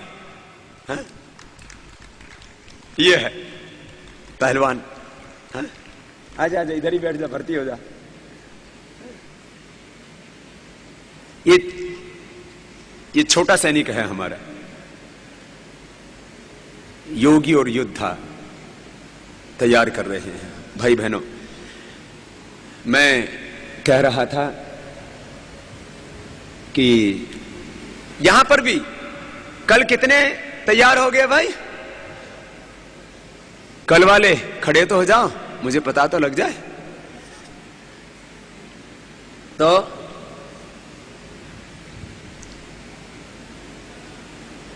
इतने ये नए वाले थे जो नए भर्ती होना चाहते हैं। इसमें से कुछ का तो अभी सिलेक्शन कर लिया है, कुछ को आगे के लिए छोड़ दिया है। जिनका भी सिलेक्शन कर लिया है वो कितने हैं? तुरंत ओ काफी है, बैठ जाओ एक बार। अभिनंदन है इन सब का। कुछ को अभी गृह क्षेत्र में लगा दिया है, कुछ को यहां मुख्यालय में बुला लिया है। भाई बहनों बस एक आह्वान ये करता हुआ कि एक जिले में 2 हमारे योगी योद्धा जाकर के काम करेंगे तो हिंदुस्तान बचेगा।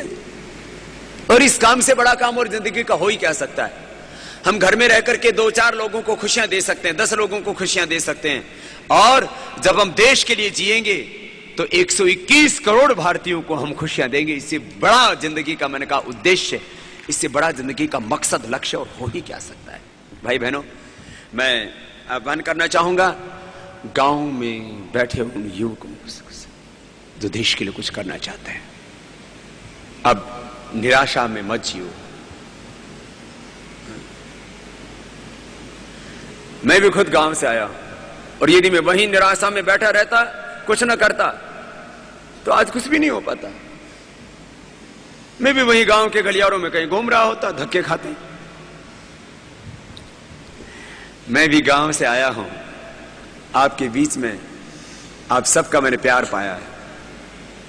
मैं गांव के उन युवकों से, शहरों के उन युवकों से जो इस हिंदुस्तान को बदलना चाहते हैं। जैसे कल वो अनामिका बेटी कह रही थी, बाबा जी अब वो खुद शहर में पैदा हुई है, वो अंग्रेजी मीडियम से पढ़ी है, लेकिन उसकी निष्ठा है कि ये जो एक तरफ सैनिक इंडिया और दूसरी तरफ दरिद्र भारत बन गया है, इस दीवार को हमें पाटना है और पूरे हिंदुस्तान को शक्तिशाली बनाना है। ये देश के बच्चों के अंदर ये जज्बा पैदा हो रहा है।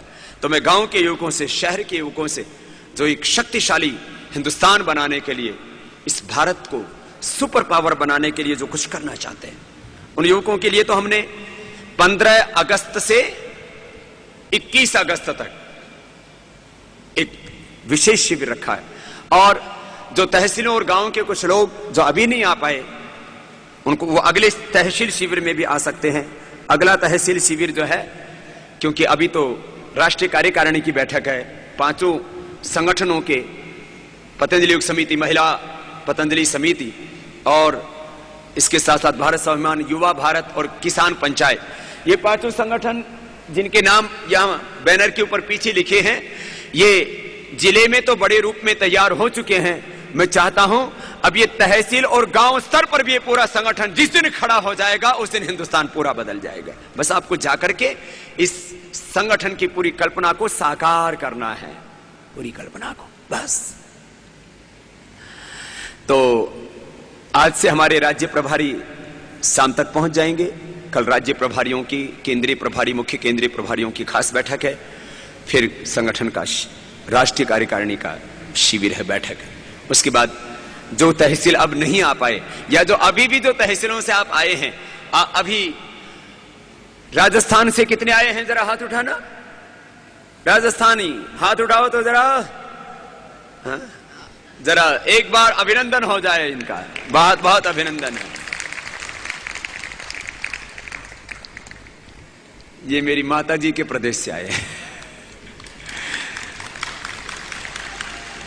वैसे तो भारत माता हम सबकी माँ है। मैं असम में गया, उड़ीसा में गया, हिमाचल में गया, उधर केरल में, सुदूर उधर मेघालय में, और कहां कहां जो है, अरुणाचल से लेकर के और तमिलनाडु, केरल, गोवा से लेकर के महाराष्ट्र, मध्य प्रदेश से लेकर के कर्नाटक, आंध्र प्रदेश, जहां भी मैं गया, सब लोग मुझे इतना प्यार करते हैं जैसे मैं उन्हीं के प्रदेश में, उन्हीं के गांव में, उन्हीं के घर में पैदा हुआ हूं। इतना प्यार मैंने पूरे हिंदुस्तान से पाया।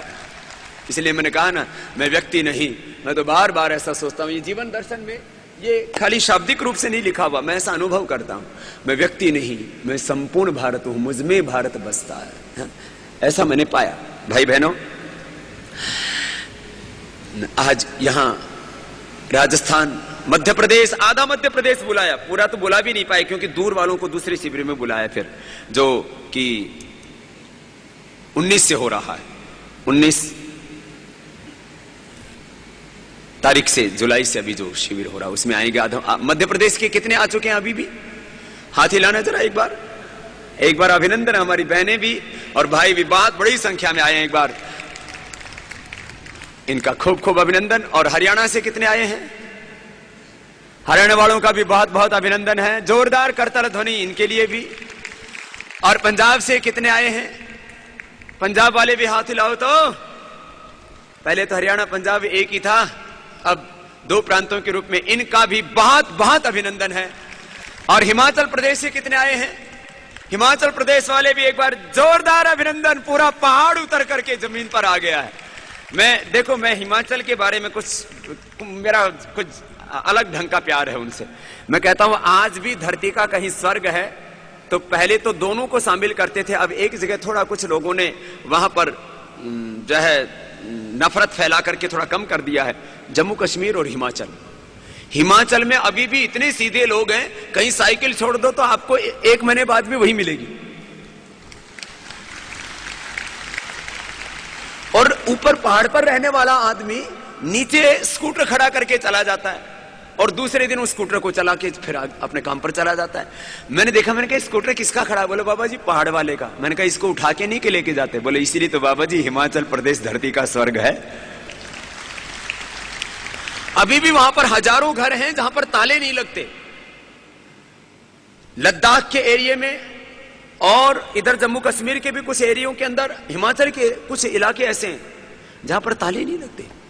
ये तो महाराष्ट्र में भी एक शिरडी के पास में एक कौन सा शनि का मंदिर है और उसके पास में गांव है, सिग्नापुर,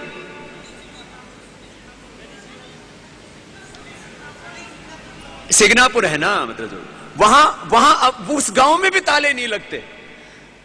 काश ऐसा हिंदुस्तान बन जाए जहां पर लोग दूसरों की वस्तु पर निगाहें ना टिकाएं। भाई मेरा है बस मेरा, उसी पर अधिकार है, दूसरे का धन वो तो ढेले के समान है। इतना